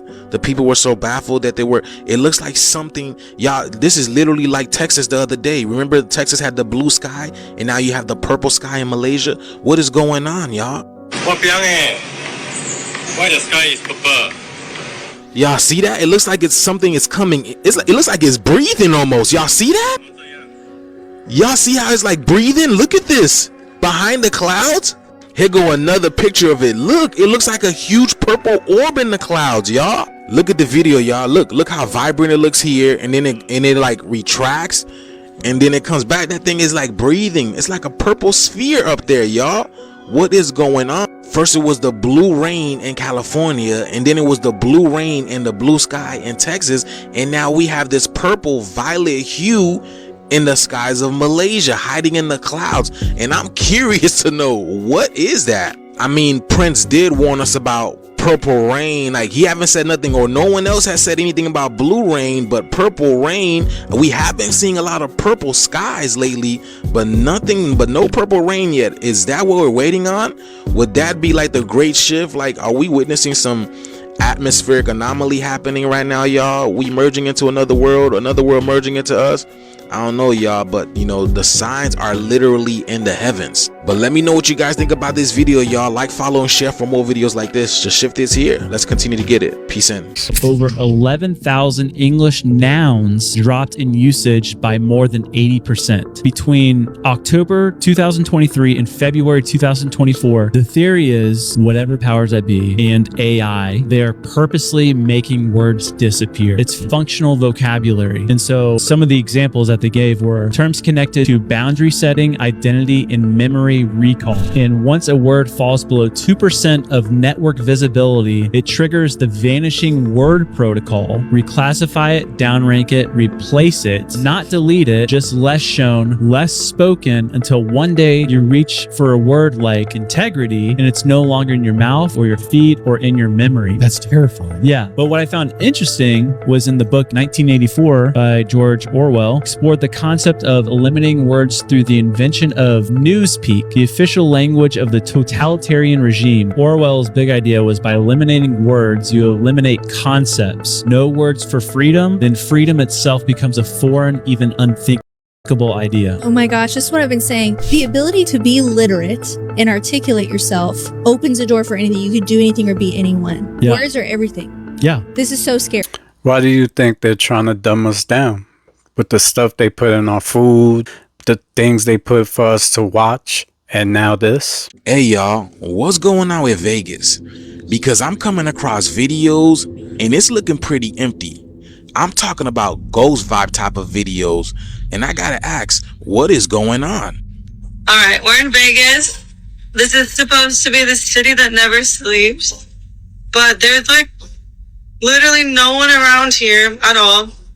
And on all of our walks pretty much tonight, we've seen nobody. So, I don't know. This video shocked me, y'all. This is a video from what the airport looks like today. Here at the MGM Grand in Las Vegas, it is a ghost town in here. It's about, what, 9 o'clock? That's set the home time. But there's not many people here at all. Some dudes here to my right, I don't really want to show their face, but see if the rest of the casino's like this. Look how empty it is, y'all. At the MGM, there's nobody there. Look, it's a ghost town. Now, we all know Vegas is a huge hub for international tourism. Yes, we all know that.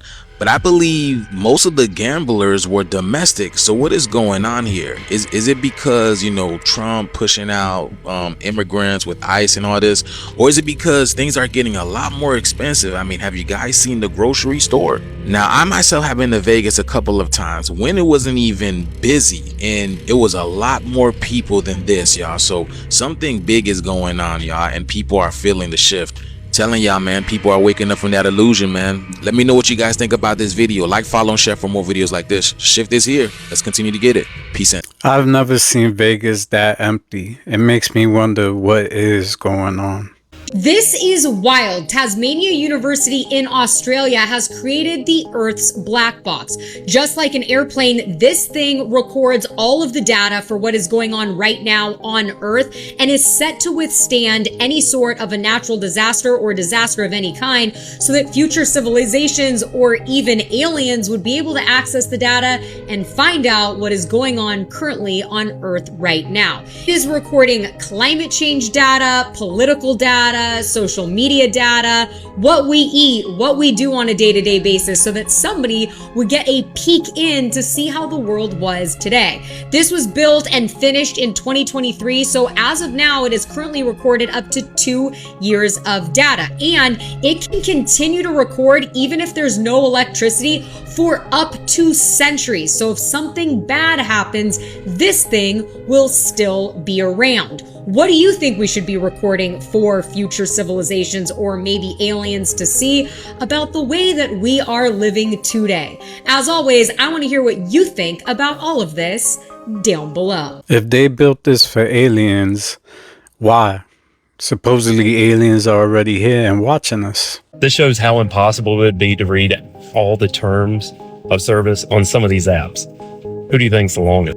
So here we go. We got old IG up here.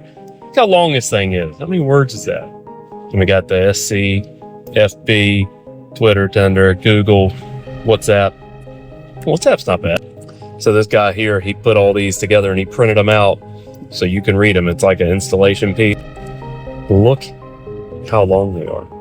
I mean, I get it. They have so many clauses, you know, for everything. And then I guess they can do whatever they want with your info or whatever you do on it.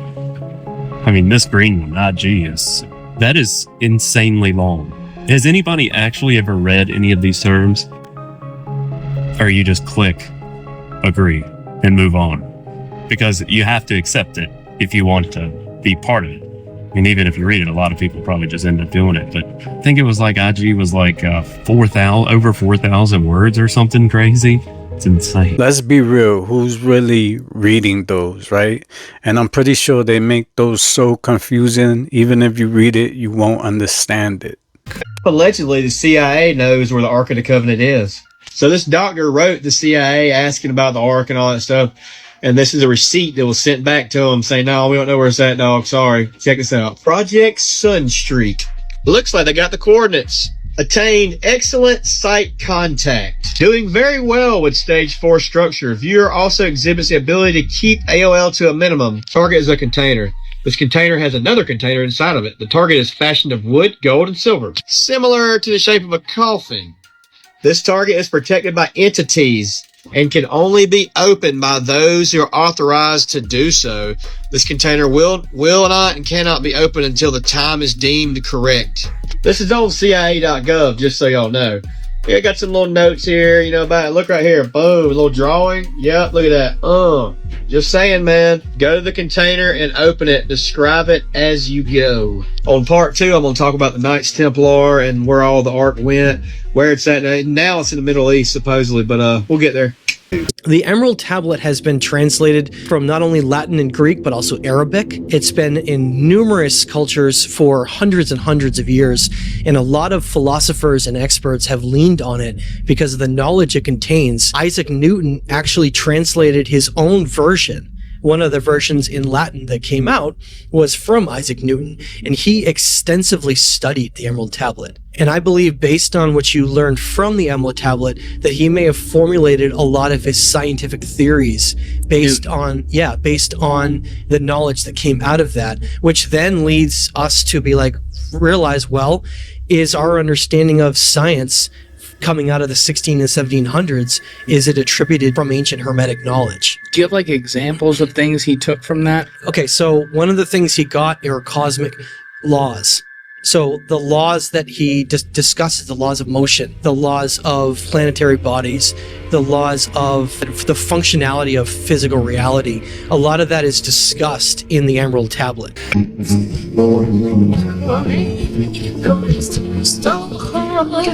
Holy moly, guys. How many times are we going to make the same mistakes? Never do this. This video that I got tagged in clearly shows this woman celebrating her birthday. We can see a birthday cake right here, and she's preparing to have her face pushed into the cake. The friends, happy to oblige, try to push her face down, but her face, instead of going into the cake, just stays at the same level, and she pops up holding her forehead in pain. Now, I don't know how this isn't common knowledge yet, especially with how many horror stories there are about cakes, but for those that didn't know, cakes, especially high-end ones, can have wooden dowels in them. These wooden dowels are used to keep the cake together, make sure that it has structural integrity, and oftentimes they're going to be sharp and fashioned kind of like a steak. A lot of cake boxes even have warnings on them now because people have pretty much lost their eyes doing this. So this woman is super lucky it didn't go into her eye. Because her friends pushed her face into the cake so hard, it gave her a laceration on her forehead. Was it me? Cause yeah, man, she pushed her face down violently. You peeped that? They say it's the future of computing, but look closer. This isn't a chip. It's a Trojan horse. Google's Willow chip just solved in 5 minutes what would take a supercomputer millions of years. But here's what they don't say.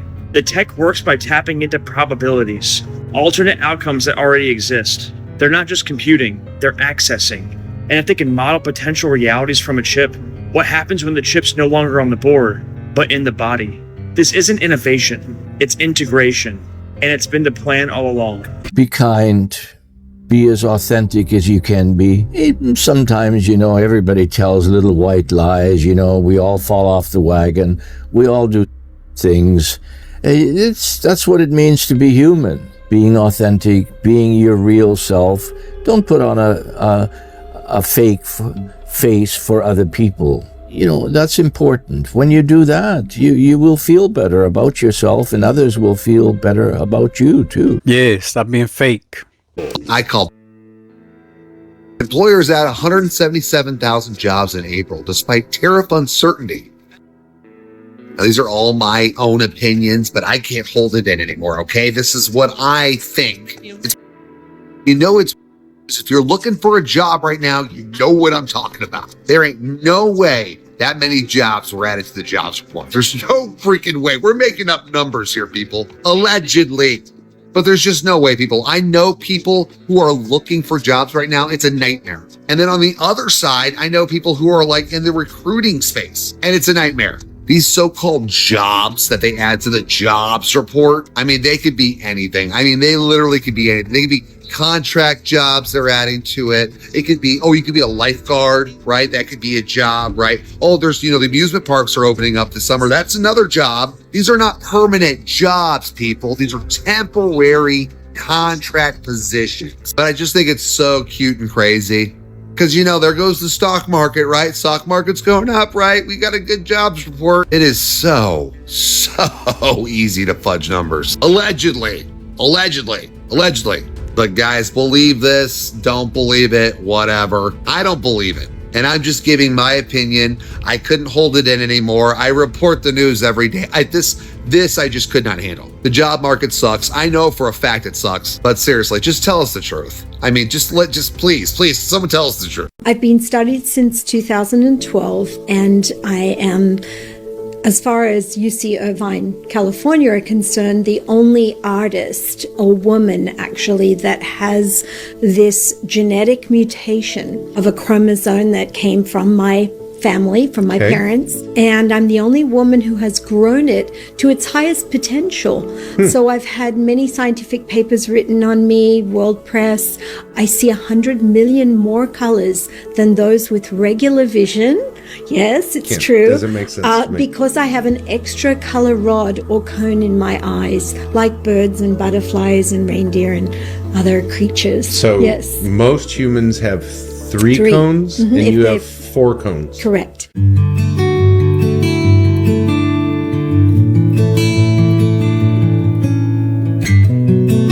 let's go. Wait, excuse me? Hey, wait till we go to the next party, bro. You're locked in, bro. That's what I'm saying. We had to come to you. Oh my god.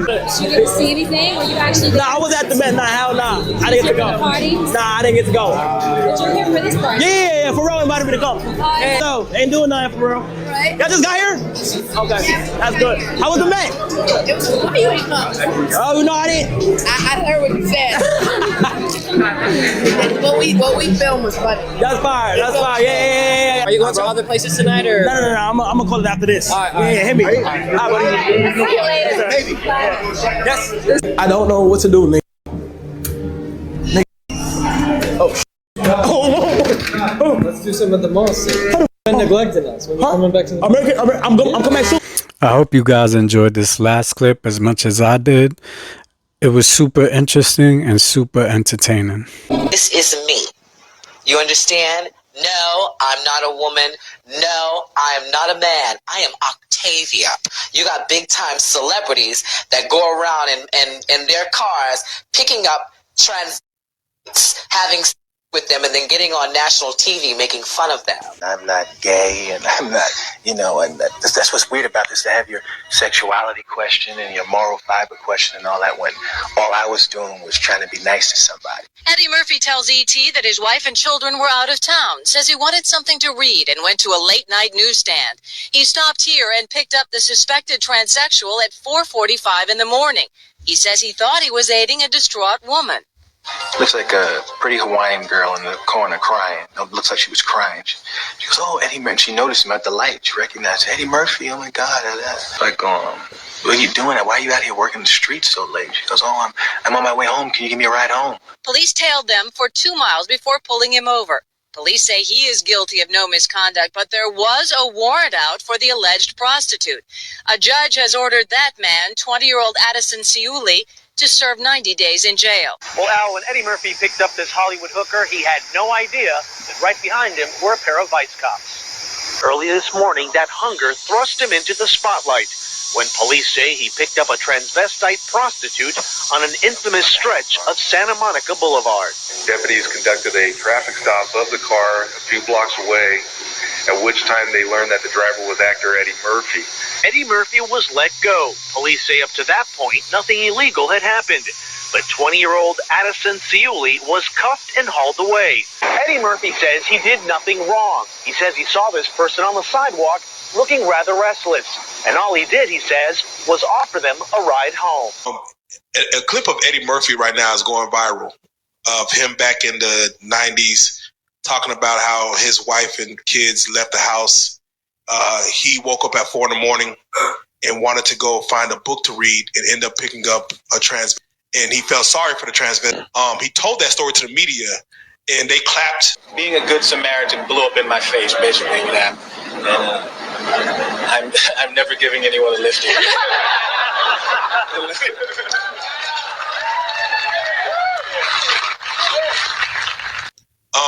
Do you believe Eddie Murphy was going to find a book to read at 4 in the morning with his wife gone out overseas? Man. I mean, just from your experience. Eddie Murphy, that's bullshit. I was out Eddie Murphy, but to me, that's some straight bullshit. Man, listen, man, you know what I'm saying? If I pick up, if I see a man, he dressed like a woman, and I see him, I'm not gonna feel sorry for him. Yeah, he said he was trying to be a good Samaritan.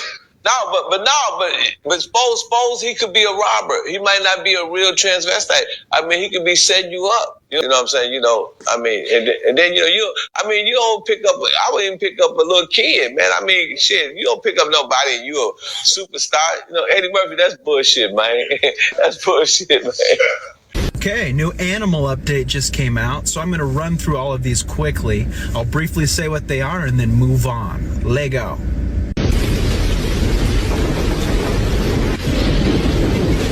Stonefly larva. Next. That's not real, it's CGI. Next. Maned wolf. Next. What the? Puss caterpillar, also called a southern flannel moth caterpillar. As a reminder, those bristles are venomous, so no touchy. Next. Let me get that butt, boy. Ooh. Oh, shit! Another caterpillar, curved tooth geometer, and that's all of them. Hope that helps. Stumbled upon something strange and recorded a video. It shows a massive pile of what looked like animal remains, rib-like shapes and broken fragments scattered everywhere. But there were no skulls, no clear signs of flesh or fur, just bone-shaped debris. Some people who saw the video think it's actually dried leaves from a rare tree, clumped together in a strange way. The person who recorded it probably knows the truth, but hasn't shared it, maybe to keep the mystery alive, to capture it on camera. The footage shows a strange creature that moved in a way unlike any known animal, and locals say it didn't even resemble an ape. This day, it's unclear what the man actually filmed. I wonder if anyone ever figured it out. Can you see all those flies? He's been dead a while. The daughter of a cryptocurrency CEO was almost abducted in Paris this morning. Here's the footage. It's so scary.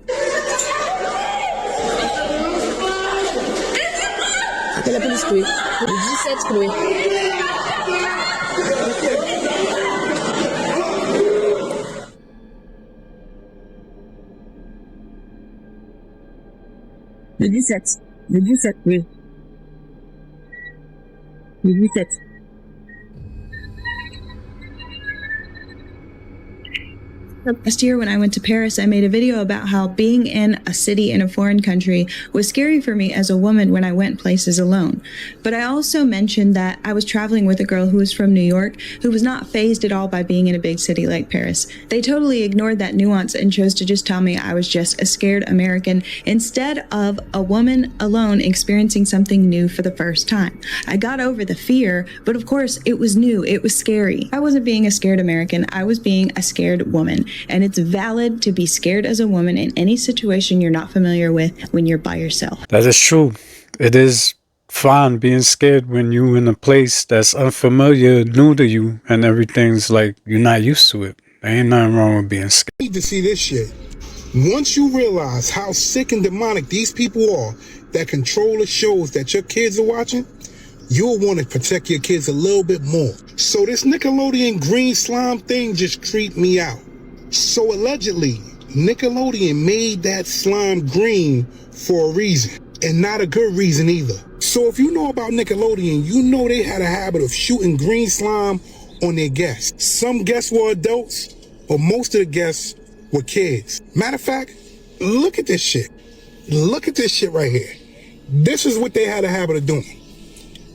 And once you figure out why they did this, it's even more sinister than you could believe. So people were saying that the reason they use the color green is because you can use that color green like you use a green screen. And I know you're saying to yourself, so what does that mean? It means you can change that form of liquid to any form of liquid.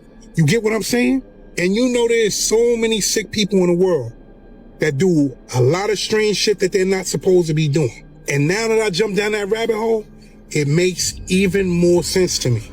When you're editing with a green screen, you can replace whatever is in the green with anything that you want. And these sick, demented, demonic people replace those things with things that don't supposed to be there on kids. You get what I'm saying?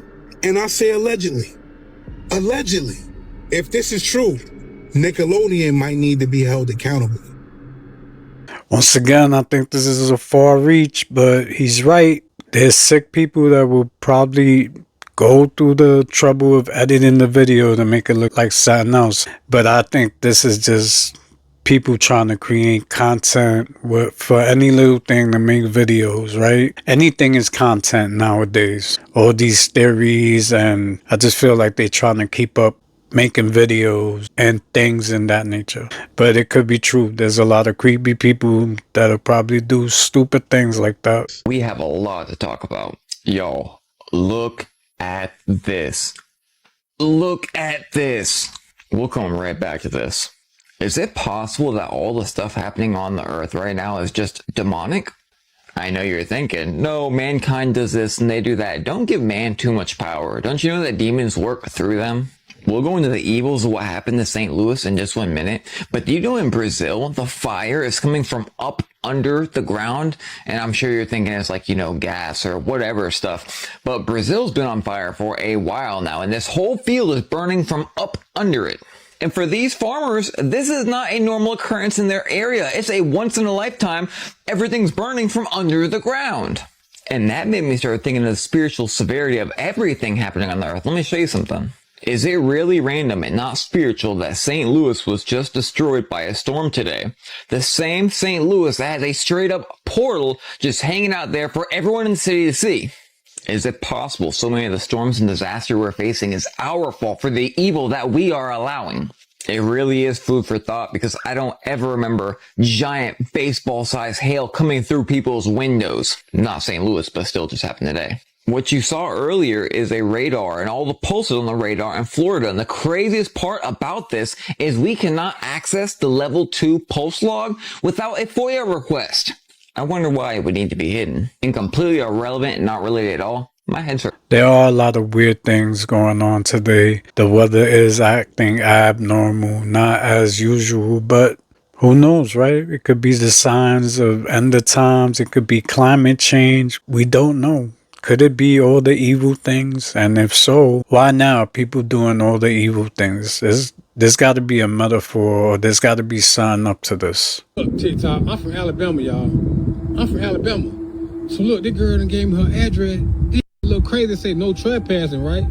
It say no trespassing, but it's a tractor right there, a car right there, but it's wide up. And look at the street, man. Look at the house right there. This a little crazy, man. I don't know what the hell going on out here. Let me call this girl one more time, man.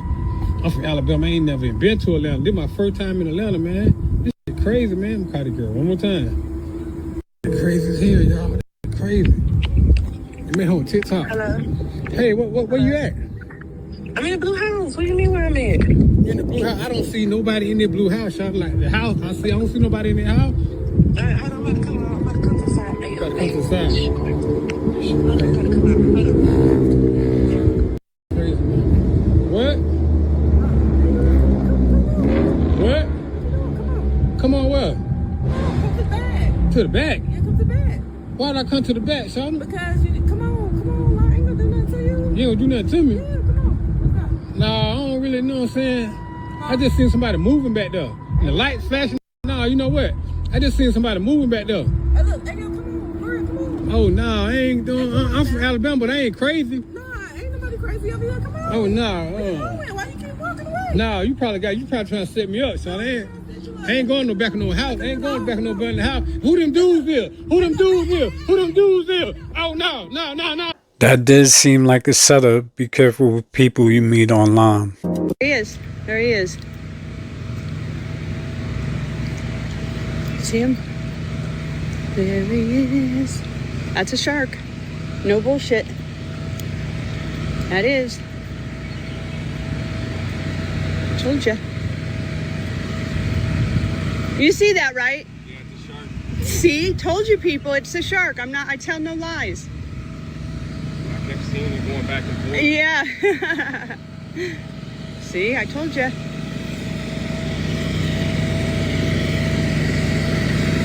We're just gonna follow him down.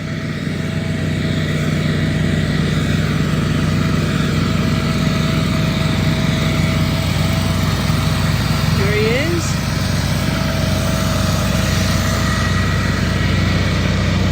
Okay.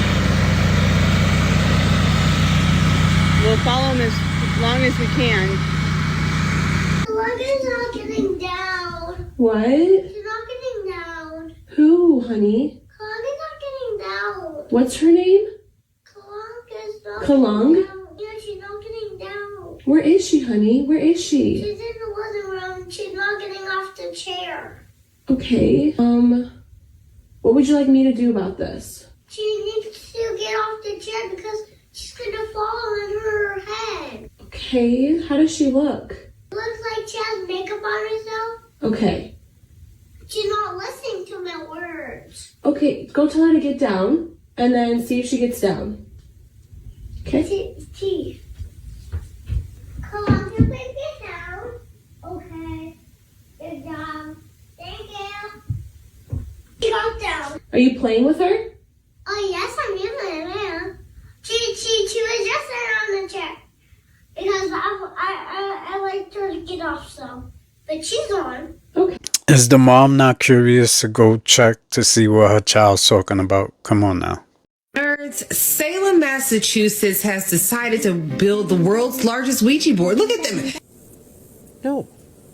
No, I don't want to look at that. People, we need to have a very serious and frank conversation about your hobbies. Like, if you want to get in the Guinness Book of World Records, couldn't you have, made the world's largest pizza again, or world's largest chocolate bar, or ball of yarn, or rubber band ball, or something? But you have to go after a Ouija board that's larger than the gates of hell. And what's the point? I mean, idiocracy is never going to exist if you start the apocalypse now, and as soon as you guys start running across that board, that's exactly what's going to happen. I mean, hell is actually looking at you guys and celebrating. And honestly, it's a little bit ironic that you're doing it in Salem, because that's where they burned the witches. So half of those people are probably descendants of the witches, and the others are, well, descendants of the Puritans. But that's irrelevant to this point. You guys need to stop this. Stop tempting the fates. Pick another hobby. Crazy.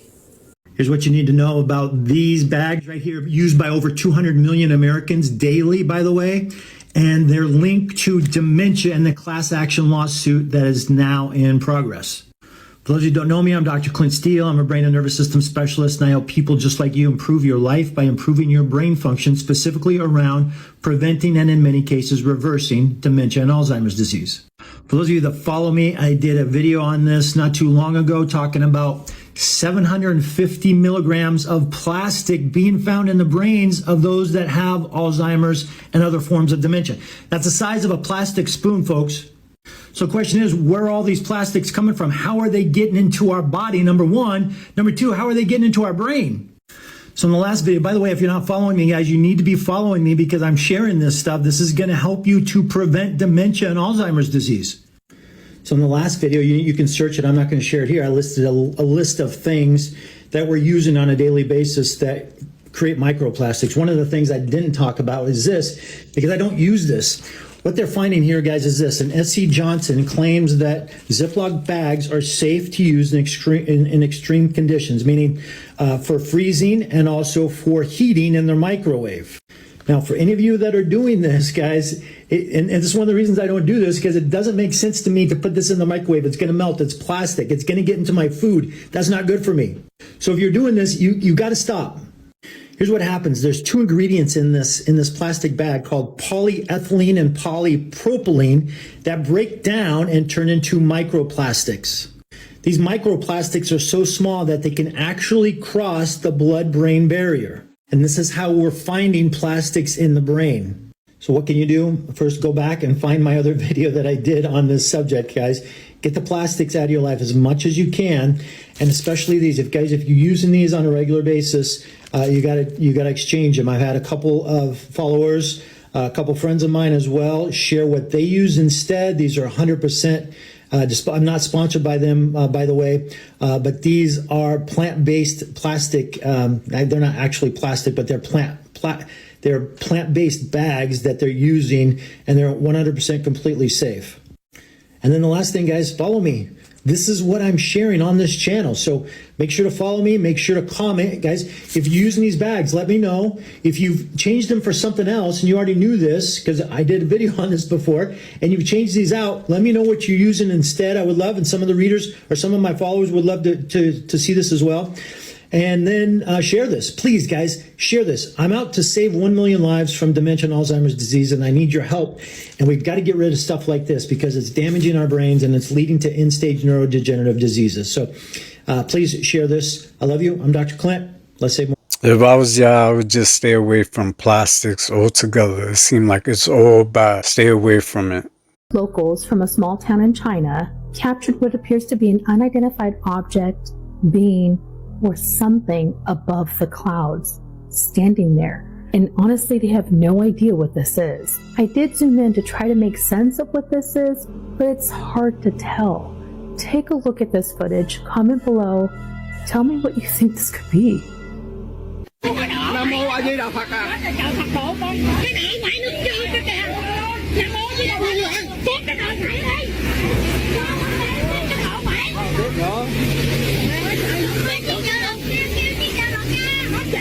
Có kịp hả?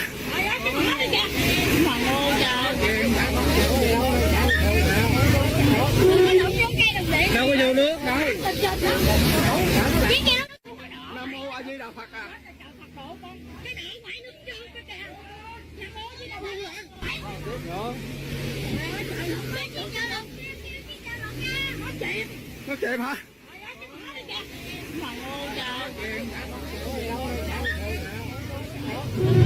There's a lot of videos of these giants coming out. I can't wait till someone gets a close-up of one of these things so we can really see what it really looks like, right? True that the social security number of just about every single American is available for sale on the dark web? That is a true statement. All of our personally identifiable information, name, date of birth, former addresses, social security number is available on the darknet and can likely be purchased. That's chilling. Yeah, it's very much a way of our lives though right now. And purchased, I hear, for as little as $2 a piece. Yep, very affordable. If that's the case, it's time to like change the system, do upgrades to the security system, start protecting all our identities and numbers and all that stuff.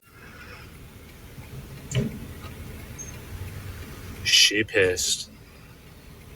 What did that drinking fountain do to you? Ooh, don't headbutt it. Oh shit, is she headbutting it? Did she headbutt it? Ouch, man, don't do that.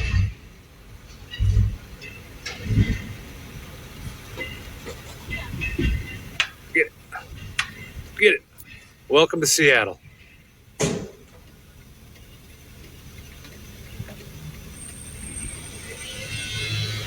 If you enjoy these videos, like, share, and leave a comment. It helps these videos go through the algorithm to get more views, and it helps the channel climb up this YouTube mountain.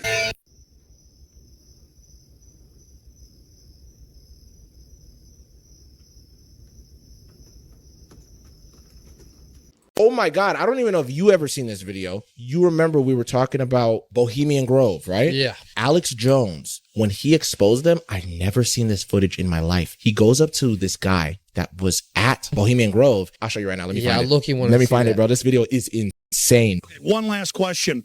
I read a Washington Times article many years ago where you had a comment about the organization, and then now it's been in the Wall Street Journal. It's been in a lot of different newspapers, and that's the Bohemian Grove. And back in, what was it, he sets him up perfect. 96, when you joined as a Clinton advisor, the Republicans were criticizing you. Oh, what about Bohemian Grove? And then you countered them by saying, "Hey, I don't run around in the woods naked." What did that mean? I don't know what quote you're referring to. I'm not aware of any quote like that. Listen, I am a happy member of the Bohemian Grove. I like the folks who come there, and it's really inappropriate for me to talk about the group beyond that. Thank you. Have you been there for the ceremony with the cremation of care? Frankly, I don't think that's something I need to talk to you about. Really? That's right. Well, I'm Alex Jones, and I snuck in there in 2000. I'm the guy that blew it wide open and got the video. It's been on national TV. Well, I disrespect you for that. You do? I do. But it's a lot of big public officials going in there. Don't we deserve to know? That was not a gentlemanly thing to do. But what about the ritual? Is the ritual genuinely? Yeah, no, that's just crazy. Right? There's a lot more. Notice how he doesn't deny. Notice how he doesn't answer any of the questions directly. That's already a bad sign. Saying that's none of your business is crazy. He said that's none of your goddamn business. He said I disrespect you for that.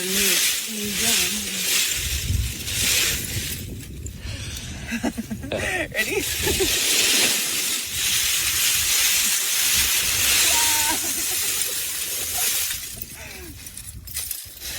You gotta see this. Oh my God, I hope that's not me. They're gonna use.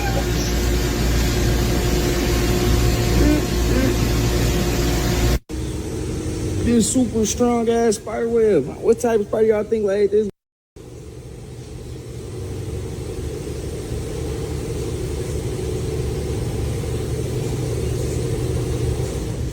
I can't feel it, but I can't break it.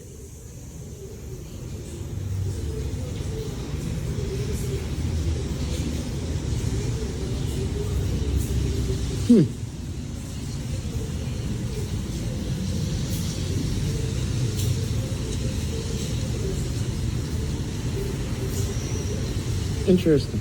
That's not a spider web. That's a booby trap.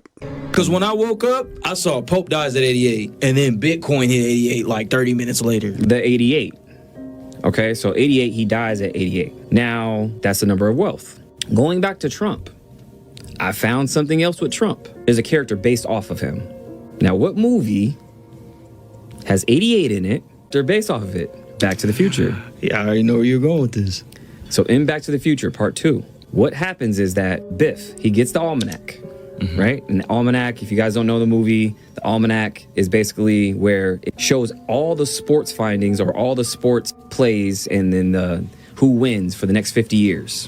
One of the greatest movies of all time. Continue. Right. So what happens in the movie that he gets the almanac, he goes back into the past, gives it to himself to win and get rich and have casinos and be all rich and powerful.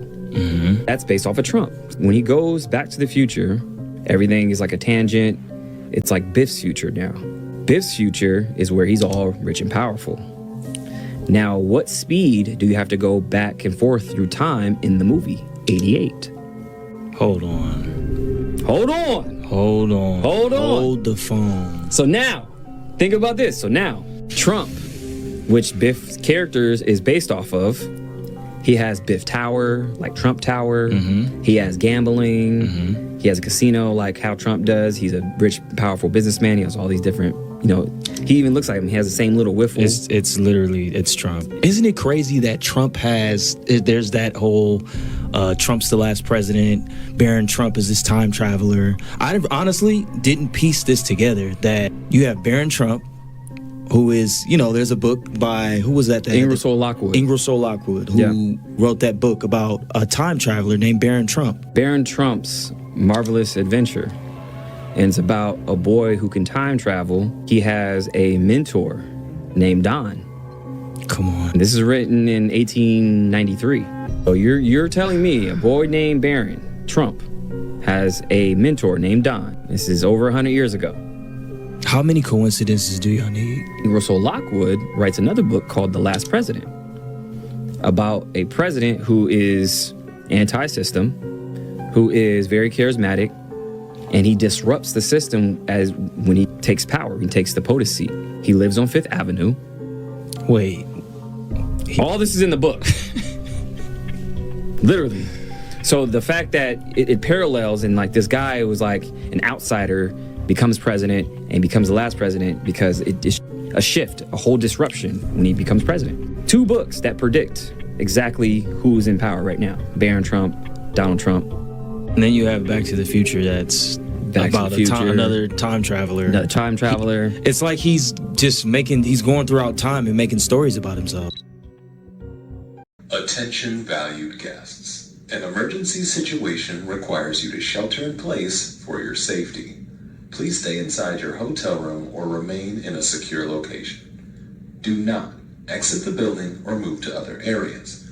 We will provide updates as more information becomes available.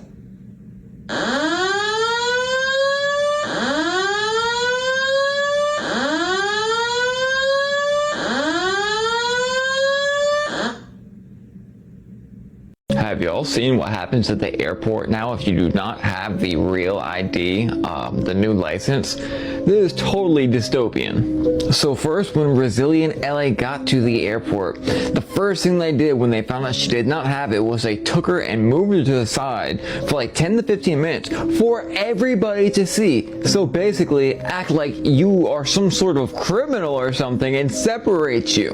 Look how subliminal this is. They give them a red sheet of paper, red of all colors, talking about how they are non-compliant. Think about modern day schools, how they mimic modern day prisons, even like getting in line and doing certain things is all subliminal. And then the swabbing of the hands, almost like frisking, like again, like you have been pulled aside and dehumanized by the system that you are not going to walk with. The craziest part is this, not only did the whole ordeal take like an hour, they also swiped her phone the same way they swiped her hands. Just think for a minute of what kind of technology they could have and what they could be getting from the phone. I guarantee there's more going on than meets the eye. Get with the system or we will alienate you and make you so uncomfortable to the point where you just get with whatever we say.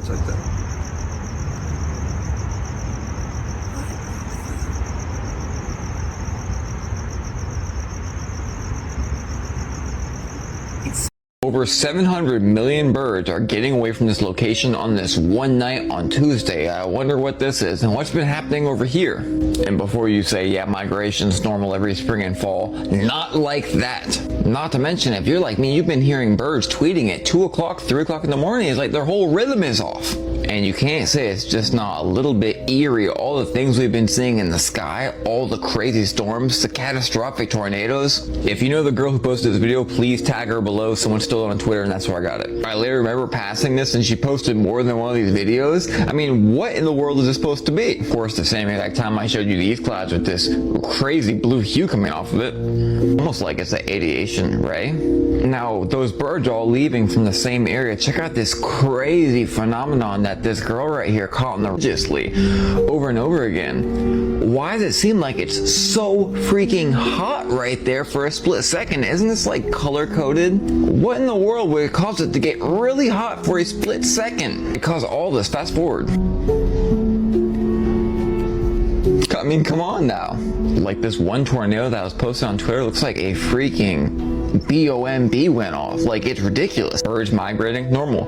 Birds all taking off at the same exact time, coincidentally, while all this stuff happened. And being up all night tweeting, not normal. Something's up. And I mean, literally, something is up. Photos you've taken inside your house can now be located. Check this out.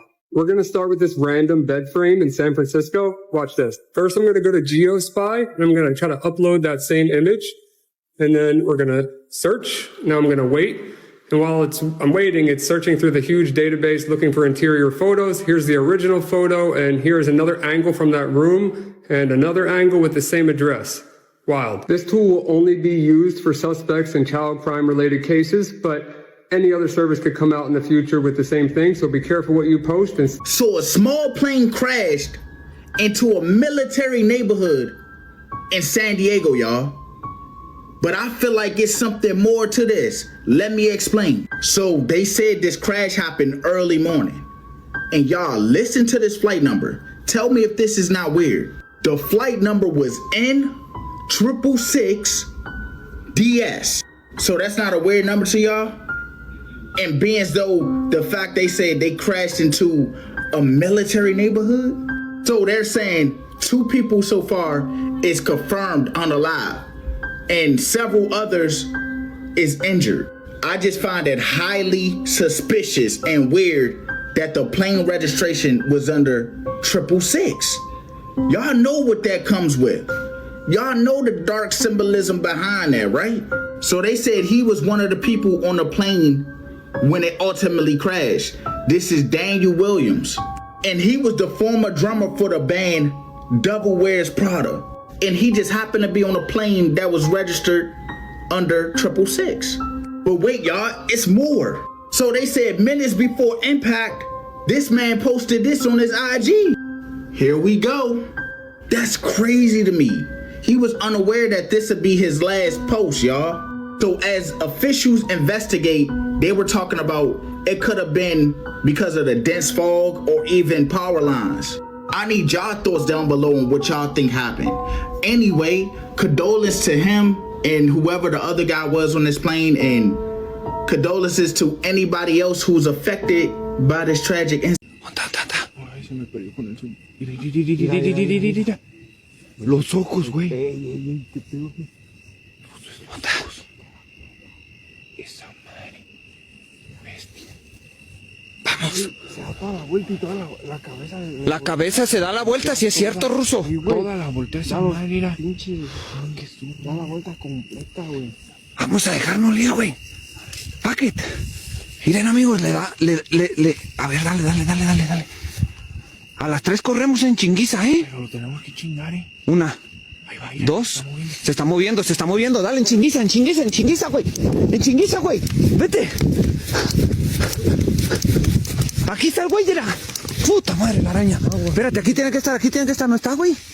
No mames, Ruso, se nos peló, güey. Peló el güey. No mames, güey. Qué pedo. Madre, güey. Bestia. ¡Ey! No mames. Mira, estaba atrás. ¿Qué pedo, güey? Se peló madre, güey. No mames. A la bestia, güey. Quita la ñonga. Güey. Pues su máquina. No mames, güey. Esa madre ya no sé ni. No mames, güey. Hijo de madre, güey. No, ay, tío. Vente. Vénganse, güey. Vénganse, güey. No mames, güey. Está de un puto lado, está de otro, güey. Vénganse, güey. No mames. ¿Dónde está, güey? Su perra madre. Nada, güey. No mames. ¡Ey! ¿Qué pedo? Ay, güey. No mames, güey. No mames. Esta madre me está rodeando, loco. No mames, ruso. No, güey. Jálense, morros, jálense. Vamos por ahí, güey. Espérate. Les da vuelta la cabeza, güey. Sí, güey, ¿no viste? Espérate. Dale. Espérate. Ya no lo veo. Esa madre se pierde, loco. Mira cómo se le pierde el cuerpo, güey. Ya no lo veo. ¿Dónde está, güey? Yo no lo vi, güey. Ahí está enfrente. A ver. ¿Dónde está, Fer? ¿Dónde está? ¿Enfrente? ¿Lo sigues viendo? Mira. ¿Lo sigues viendo? Vente. Dale. Corriendo, Fer. Dale, güey.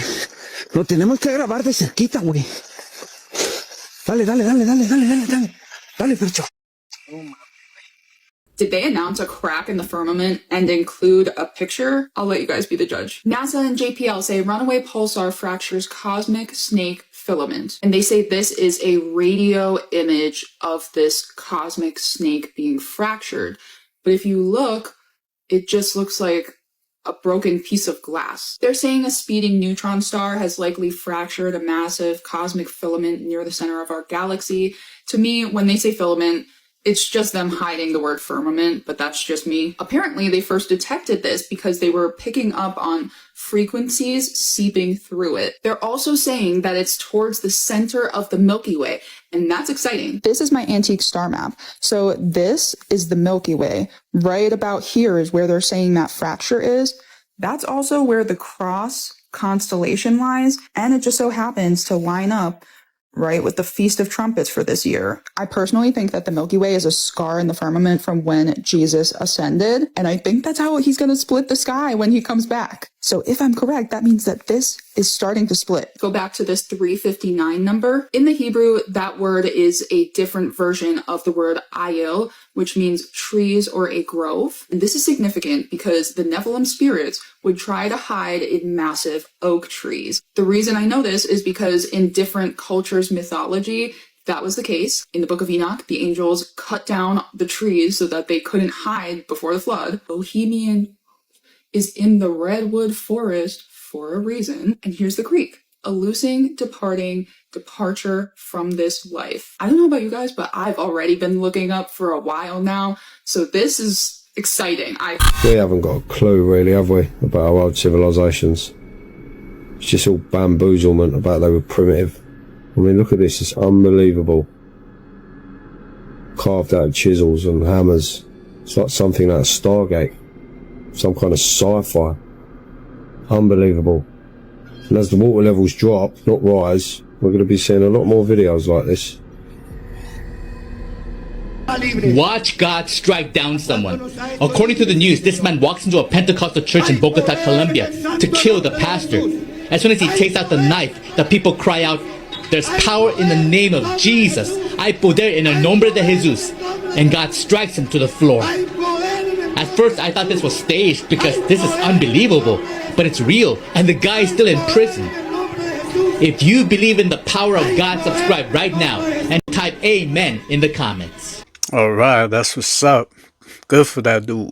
That people are wearing that sells for $5,000. No, that's so stupid. It's just like a block of sellotape, and it's just got Balenciaga written on, like, underneath all the tape. Is it actual tape? Do we think? The creative director of Balenciaga wanted to experiment with transforming mundane objects into luxury goods to challenge what we consider as fashion.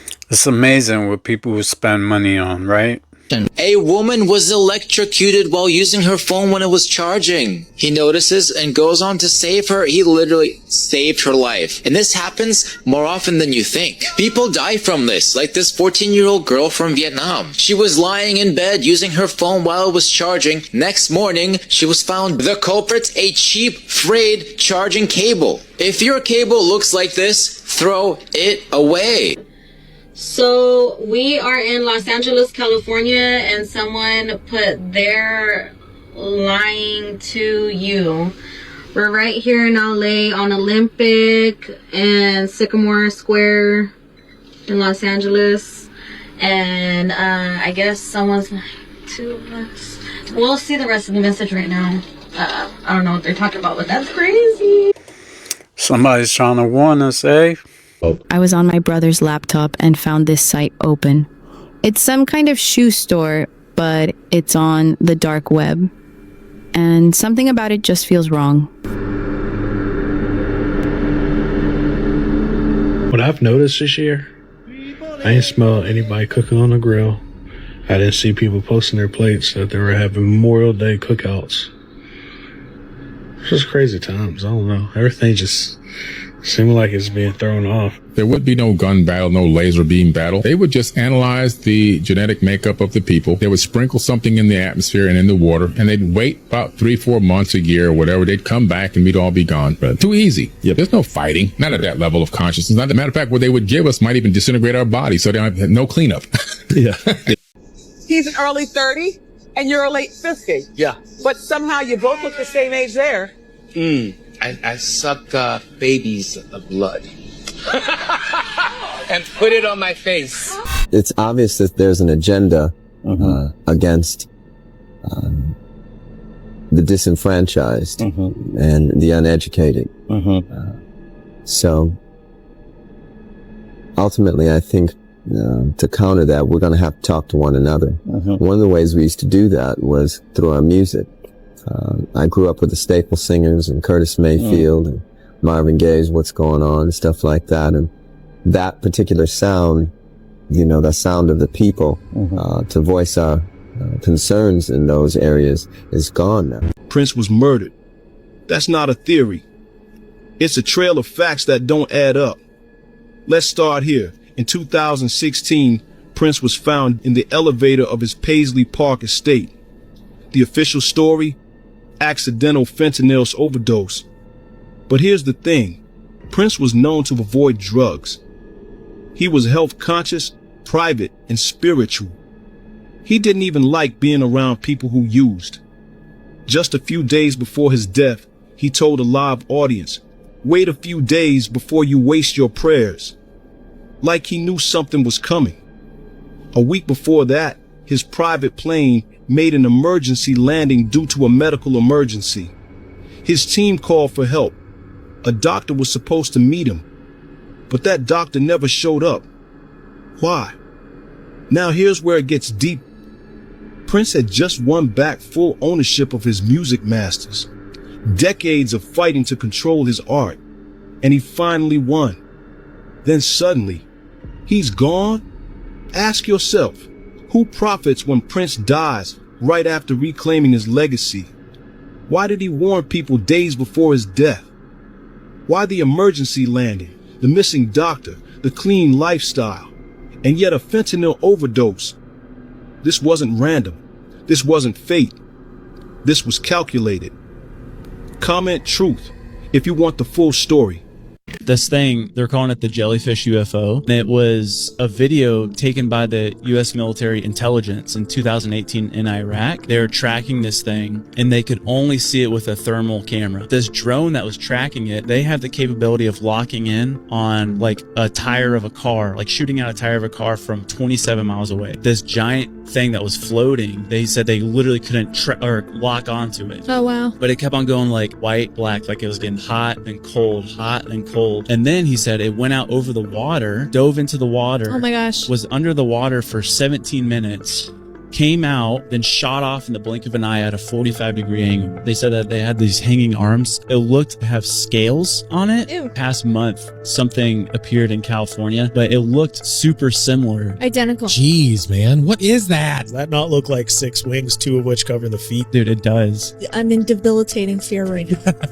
So scary. But it's weird that we're just now seeing these types of shapes too. I wonder if there's any old footage that we can like confirm, like from the 60s or something like that. Yeah. Like, people seeing. This Big Mac is now 7 months old. Y'all have been asking about it. Drum roll, please. And there she is, looking as beautiful as ever. Look at the cheese on that. That's pretty remarkable. No mold on the bun. The meat has a little bit of mold. You can see it on the edge. Many of you said, okay, you must be keeping that in a special storage container, sealing it from air. I'm not. This thing is just sitting up in my cupboard in the kitchen, just sitting there. Matter of fact, too hot of a place, honestly, to put any food. So you think there'd be mold all over it. That shows you how many chemicals are in this thing that it still looks that good. Where's the mold on the bun? Yeah, loaded with preservatives. If it's not decaying in here, yeah, you're not digesting it either. True that, yo. Stay away from fast food, period.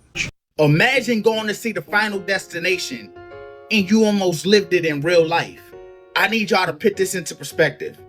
Say you go to the movie theater, you excited to watch Final Destination. You go a little earlier because you're so excited. You get your popcorn, you get your drink and some other snacks. You walk into the theater, you sit in the seat that you picked out, y'all. You watch the trailers and then the lights dim because the movie about to start. So you take a sip of your drink, you eat your popcorn, and then minutes into the film, the ceiling over top of you collapsed. That's what happened to this 29-year-old who went to go see the movie that was in Argentina. This lady name was Fiamma Filaverdi. So when the incident happened, she was rushed to the hospital because her back and her ankle was. And get this, y'all. They said it was 40 other people in that movie theater, and she the only one that got injured. Sometimes movies ain't just movies, y'all. You gotta understand and you gotta be aware of your surroundings.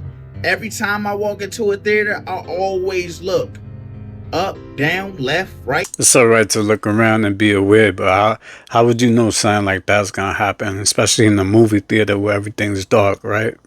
It's amazing how they literally put the truth right in front of your face in 2025, and still people just completely forget about what they just showed you.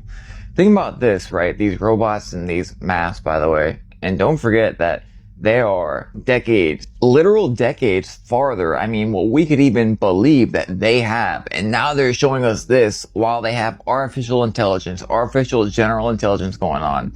These masks and all the weird things we've been seeing on the TV lately. You know, the really weird wrinkles in the neck and just weird creases in the face that should not be there. It's pretty crazy, right? And of course, it is all for entertainment, but wait till you see the end on just how amazing it looks. Entertainment. But what if these things were all over the place in front of us on this TV and we just had no idea? Also, we only ever see the front of these people as well.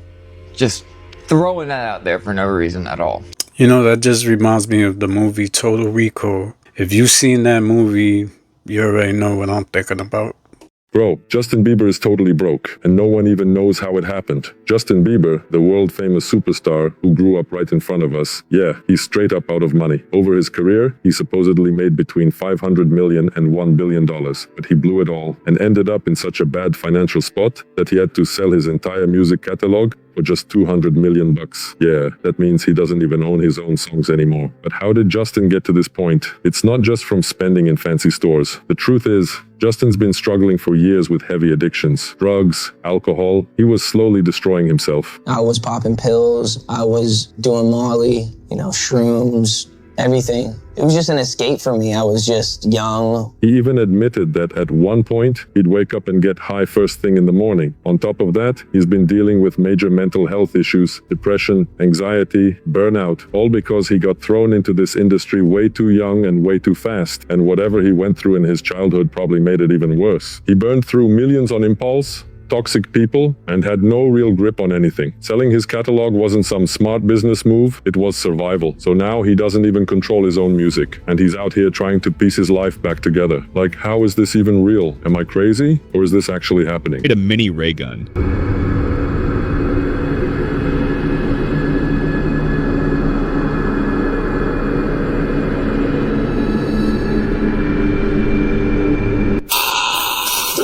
This looks like something straight out of a movie. This can't be real, right? Just imagine what the military has. If this man disappear, we know why. Computers are taking over now. Computers and automation.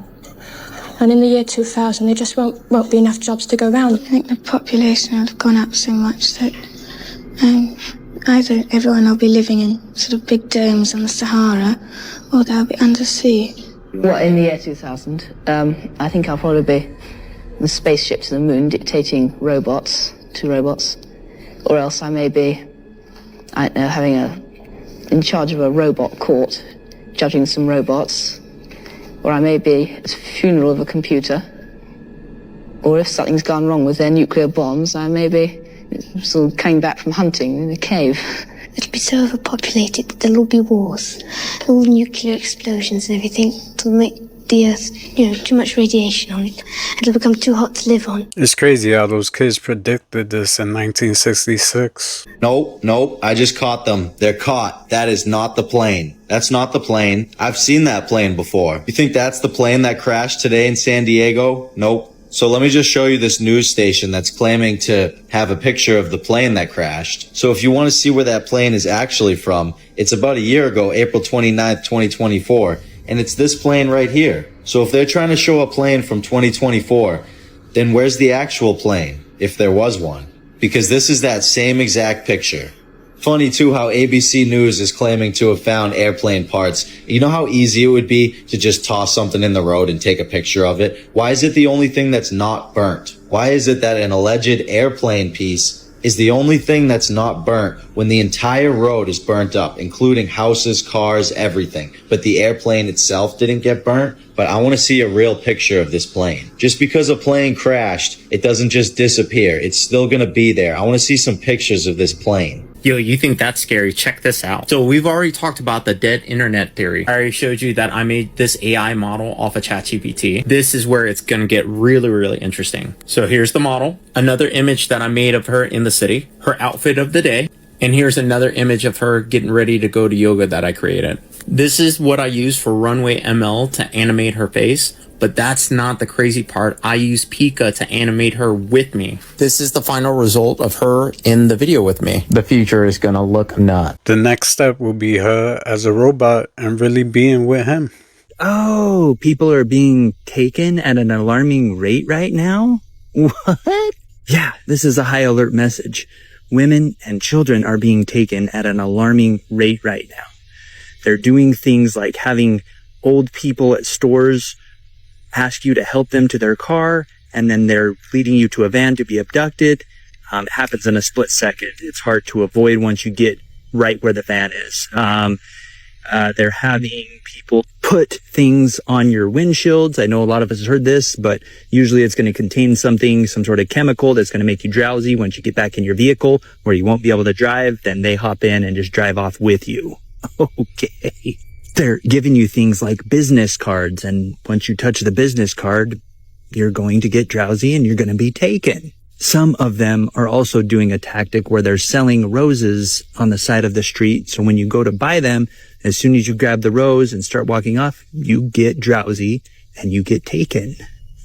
Okay. Nothing, and I mean nothing, is real anymore. Everything real will be fake and everything fake will be real. That's what I was saying 3 years ago when AI was getting crazy. This right here is not real. This is Google VO. One move with AI that makes haters go crazy every time. Oh, y'all gotta give them that. This is wild. It's over. We are cooked on that thread. You get me? Every video I'm showing you in this video is all going to be artificial intelligence. But think about everything that's happened these last 2 years. Everything they released to the public, they are decades farther than that. So if they are releasing this now, they must have had this technology for a very long time now. The streamers leading the youth to pollution Are half of them even real? And what about the holographic technology that can show stuff like this right in front of us and it looks real as well? These artificial generations are so good they could literally fool any person on the earth right now. Don't forget, most of life in 2025 happens on the phone and not in real life. There's only one reason things like this would be allowed. I'm not going to tell you what that is, so I'm sure you can figure it out. AI and AI videos are getting good. It's already hard to tell what's real and what's not. What happened at Coachella this year? Here are the 4 weirdest moments you seriously can't ignore. Right from the start, things felt off. Billie Eilish walked on stage barefoot. No intro, no sound. Just 1 full minute of complete silence. Then she screamed, "Wake up!" and jumped straight into her first track. No one knows if it was performance art or a full-on meltdown. Then came Doja Cat. She always goes wild, but this time she wore a full alien-style exosuit with LED veins that lit up with the bass. At one point, her eyes turned pitch black on the screen. People were shook, like, is that even normal? Some random guy in a bunny costume crashed Skrillex's set. He grabbed the mic and yelled, "Coachella isn't real." Security didn't even move. He just walked away like nothing happened. Still, nobody knows who he was. And the craziest part? Lana Del Rey ended her set with a slow, creepy version of the national anthem while drones made an upside-down pyramid in the sky. The whole crowd went dead silent. No cheers. Just this weird vibe, like everyone saw something they shouldn't have.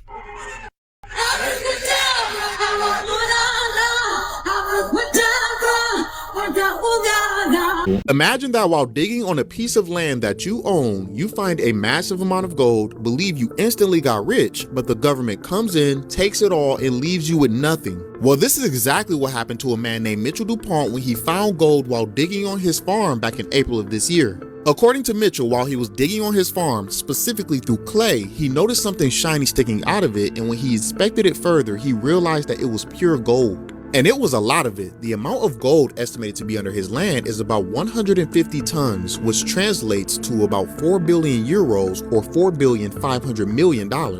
Unfortunately for him, the French government stepped in quickly, and according to their law, all natural resources, including gold, belong to the government, so they made him give everything up and left him with nothing. This whole situation has led to some very interesting debates. While some people believe that the government had every right to take the gold from his property, others believe that he should be able to keep it since he found it, or at the very least be compensated in some way. But leave a like and let me know what you do in this situation. Jonathan Odie. Can you update my audience on who Jonathan Odie is? Most people remember the video. It was in 2018. He was the Trump Doral hotel shooter. He was making bizarre claims, like he was Diddy's sex slave, and that Diddy had forced him to have sex with his girlfriend Cassie. He also talks about like the Black Boule and the Illuminati. Do you know Sean Combs? Yeah, he's part of what's called the Boule. The Boule is a branch of the Illuminati. Okay. It's the black people. I had a settlement with Sean, okay? And he belongs to that agenda. That's why he's so famous. They land all the contracts. It's his attorneys. I had sex with Cassie and Sean. Basically, he would masturbate and tell me what to do with Cassie. I had like 15 encounters, and I heard a lot of business. Because what they would do is Sean talks a lot on the phone and on the TV with speakers and stuff, and I was like a sex slave. They move all the dope. Okay, all the dope on private jets, which don't get screened by customs, by DEA, inside the United States. So everything he's saying about the relationship between Diddy and Cassie ended up being verified and true and sounded insane at that time. He also says that Diddy's a member of the Black Illuminati and that he would hear him on the phone discussing matters. He also mentioned in this, we didn't show this clip, but he mentions pink cocaine. Yeah. At that time, no one knew what he was talking about. Suddenly, Lil Rod's lawsuit is speaking about that exact same drug that he's saying is a combination of all sorts of drugs like MDMA and cocaine. And again, all of this is allegedly, but he says that essentially that's what Diddy is giving out at these parties that has people that is so high, rather. Again, what year was this that Jonathan Odie was arrested? That was 2018. And we can also now confirm that he was indeed a sex slave to Cassie and Diddy. Cassie was asked Cassie questions. testified Cassie testified about him and was asked questions and confirmed. I want him to take the stance so bad. So what's going on? Also, while we're on the Black Boule thing, that Jonathan already brings up the Black Because Boule. when you actually brought up the Black Boule, I had no idea what that was. I don't know a lot about it, and I think that there's a lot of versions of it. I think the understanding is that it traces back to like the black nobility and one of the royal families. I think there might be a Wikipedia. Yeah, there is, and so it that in modern times there's lots of different takes on it, but the theory is that you sell out your own. And so the Black Boule, my understanding is that they are sort of the black people that sell out the other black people on behalf of, you know, the Illuminati or the guys controlling the world. And LeBron James does have a gigantic back tattoo of the crest, like the symbol itself of the Black Boule. Very, very literally the exact image. Or it's his chest, I think. I think it's on his. See how everything is coming out? People that talked in the past about these things, and now these allegations, and now everything's coming to the light. The truth is coming out. Update time. Are you guys ready for this? Because the Buga sphere has been sent to a university in Mexico. Because the video I'm about to share is from yesterday, May 23rd, and the university is supposed to put out official documents within the next few days, basically documenting what they discover. But this is what they've seen so far. If you have not heard of the Buga sphere yet, I'm just going to add this to a playlist. You can catch up after. So at 1,000 times magnification, what do you guys think that is? Do you know? It's optic fibers.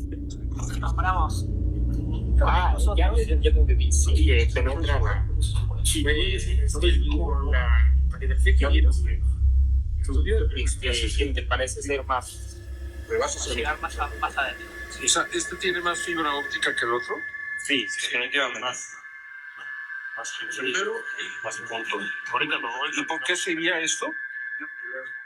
So now they tested the materials surrounding the fiber optics, and it did come back with silicon oxide, which can form a coating on polymers, offering barrier properties against gases like oxygen and water vapor. Now it's very early in the study of what all of these do. Now they're assuming at this point that these are all different sensors for different things, and they think they're picking up things like humidity, temperature, pressure, atmospheric stuff. But they're also saying they could be picking up video, photos, and audio. Now here's a really good zoomed in image, and remember that these are 1,000 times magnification. Oh yeah, and they also said they detected a radio frequency that it is broadcasting. So I'm gonna keep an eye out for what the university puts out that they discover.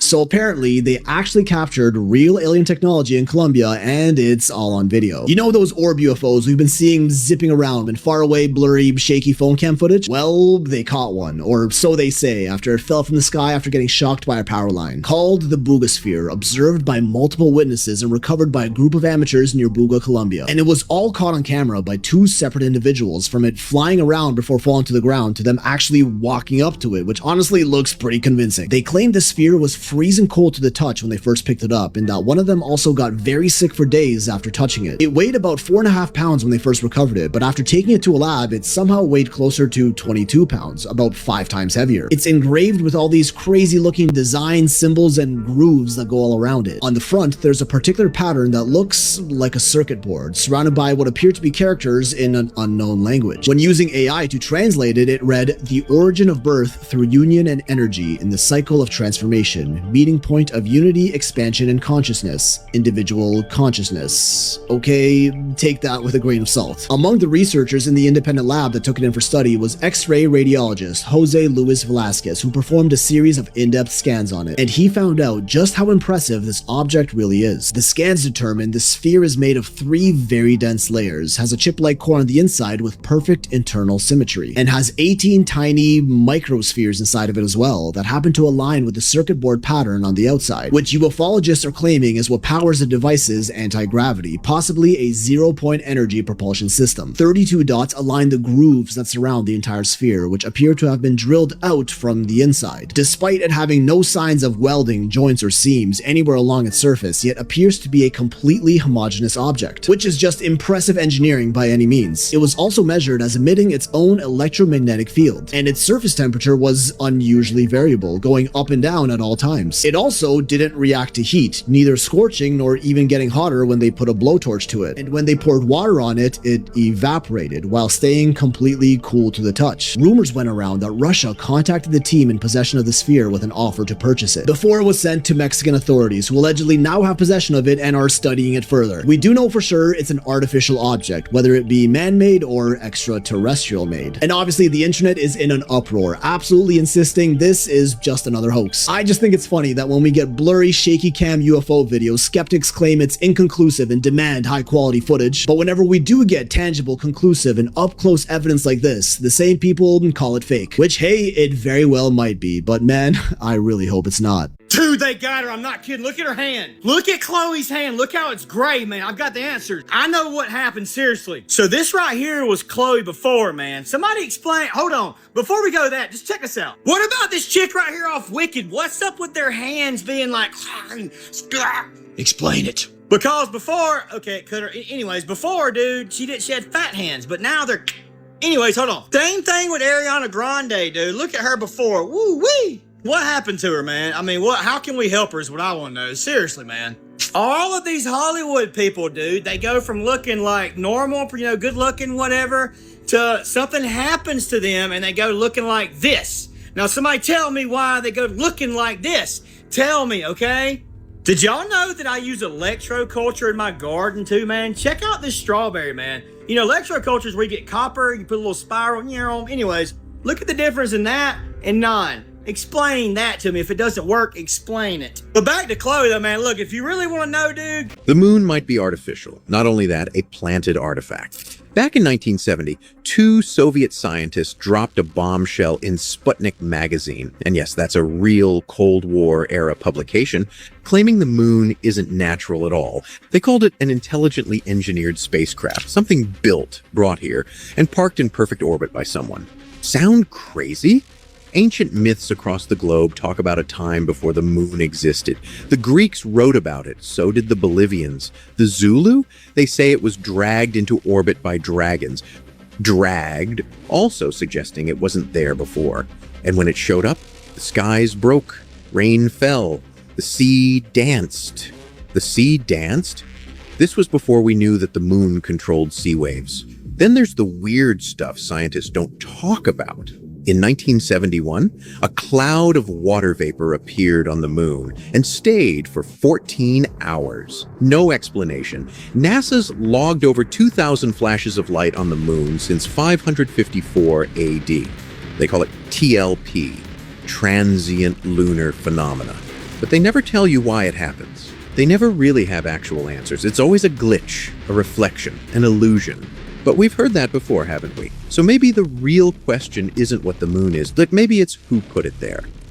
This is just a theory, not a fact. People have just found out that they definitely should not be doing this. This is absolutely insane. The fact that people didn't know this. What the hell? Everybody has a bed. I'd take my chances that you're laying in it right now. Now let me ask you, when was the last time you changed your bedding? But not just the sheets. I mean your mattress, your pillows, your duvet, the actual duvet. Now I don't have to tell you that when you lay in a bed, it's obviously going to get a bit dirty after laying in it every single night and day. Now according to studies done, the average time that people change their bedding is about every 4 to 5 weeks. But this is gonna shock you. Now, studies show that it is essential to replace your bed sheets very regularly because they get absolutely filthy. Dead skin, little bugs, everything. With the most research saying that you should be changing your sheets every single week. But what about the physical stuff? So your actual pillows you sleep on, you should be replacing these, like throwing them in the bin after 2 to 3 years. Blankets, duvet covers, towels in the bathroom between 3 and 4 years. The sheets that you put over the bed, you should be getting rid of this after 1 to 2 years, chucking it out and getting a new one. And I know for certain 90% of you lot have had the same pillow for probably like 20 years, but it is very, very bad for you. And of course, the actual mattress that you're sleeping on between every 6 and 8 years. This right here was what they showed on the news, weather report, and even the doomsday fish are acting up. We'll come right back to the 1000th doomsday fish that we've seen so far. But let's check out some unrelated anonymous weather phenomenon. Seems like the East Coast is under some very, very, very hazy skies. You wanna know what these hazy skies remind me of? Derealization. It's unrelated, but it seems like everyone's dealing with derealization lately. What about you? Unrelated, just for attention, I mean, the derealization is just off the chain these days, right? What are these giant circles popping up?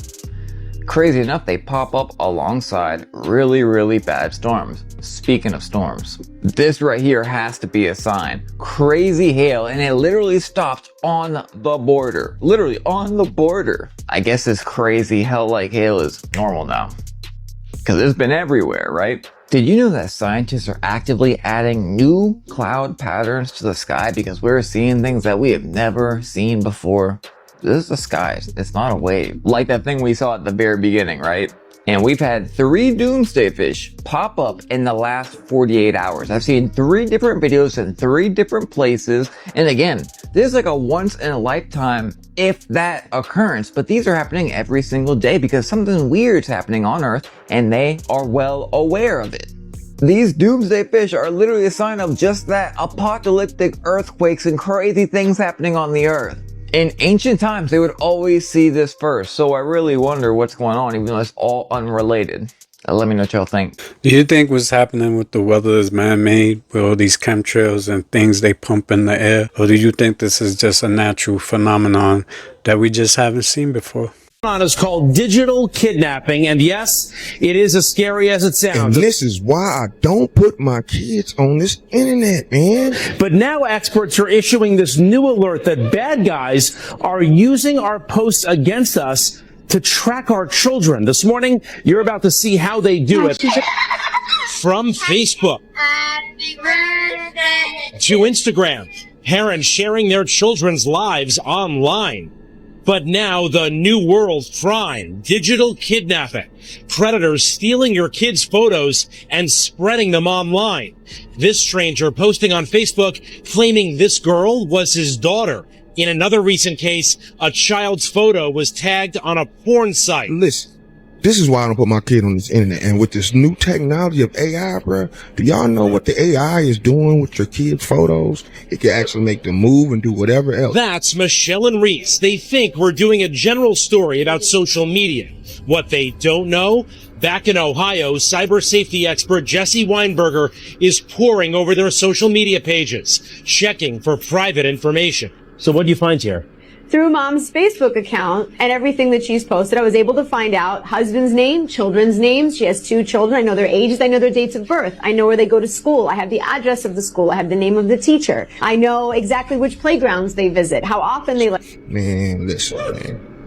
We need to go back to the old photo album. Y'all remember when we used to sit in the living room and everybody be like, look, this is when I'm on that. And this is real, man. We got to protect our children at all costs. We was already dealing with them, trying to push all kind of stuff mentally on them. Now they doing this. You got to watch them. They can't go play. Remember the days of your kids can go outside and just play and be in the neighborhood and neighbor watch them? Man, that's over. Man. Us parents, it's like, damn, I got to shelter this crazy world we live in is mad crazy, y'all. That's how I feel about it. And like I said, this AI is doing the craziest, finding out what a kid play. Think about that, dog. Let's find out what a kid play. Everything about your child. It could just do face recognition and know everything about that child. Ain't that scary? On top of that, it can make, if you think about it, if they got a picture of your child right now, right? It can make it do whatever it want to do without them doing it. Right now, I can send a video to you, right, of your wife or your husband cheating, and it's all off a picture and it's in video, all off one picture, bro. And I made a video and sent it, and it's damn near real now. That's where we at with this technology and AI. It used to be like, nah, I don't look real. Now, we at that area. So with that being said, is they making stuff for them to look at with your child. And I heard they're selling it. Yeah, bro. Yeah, bro.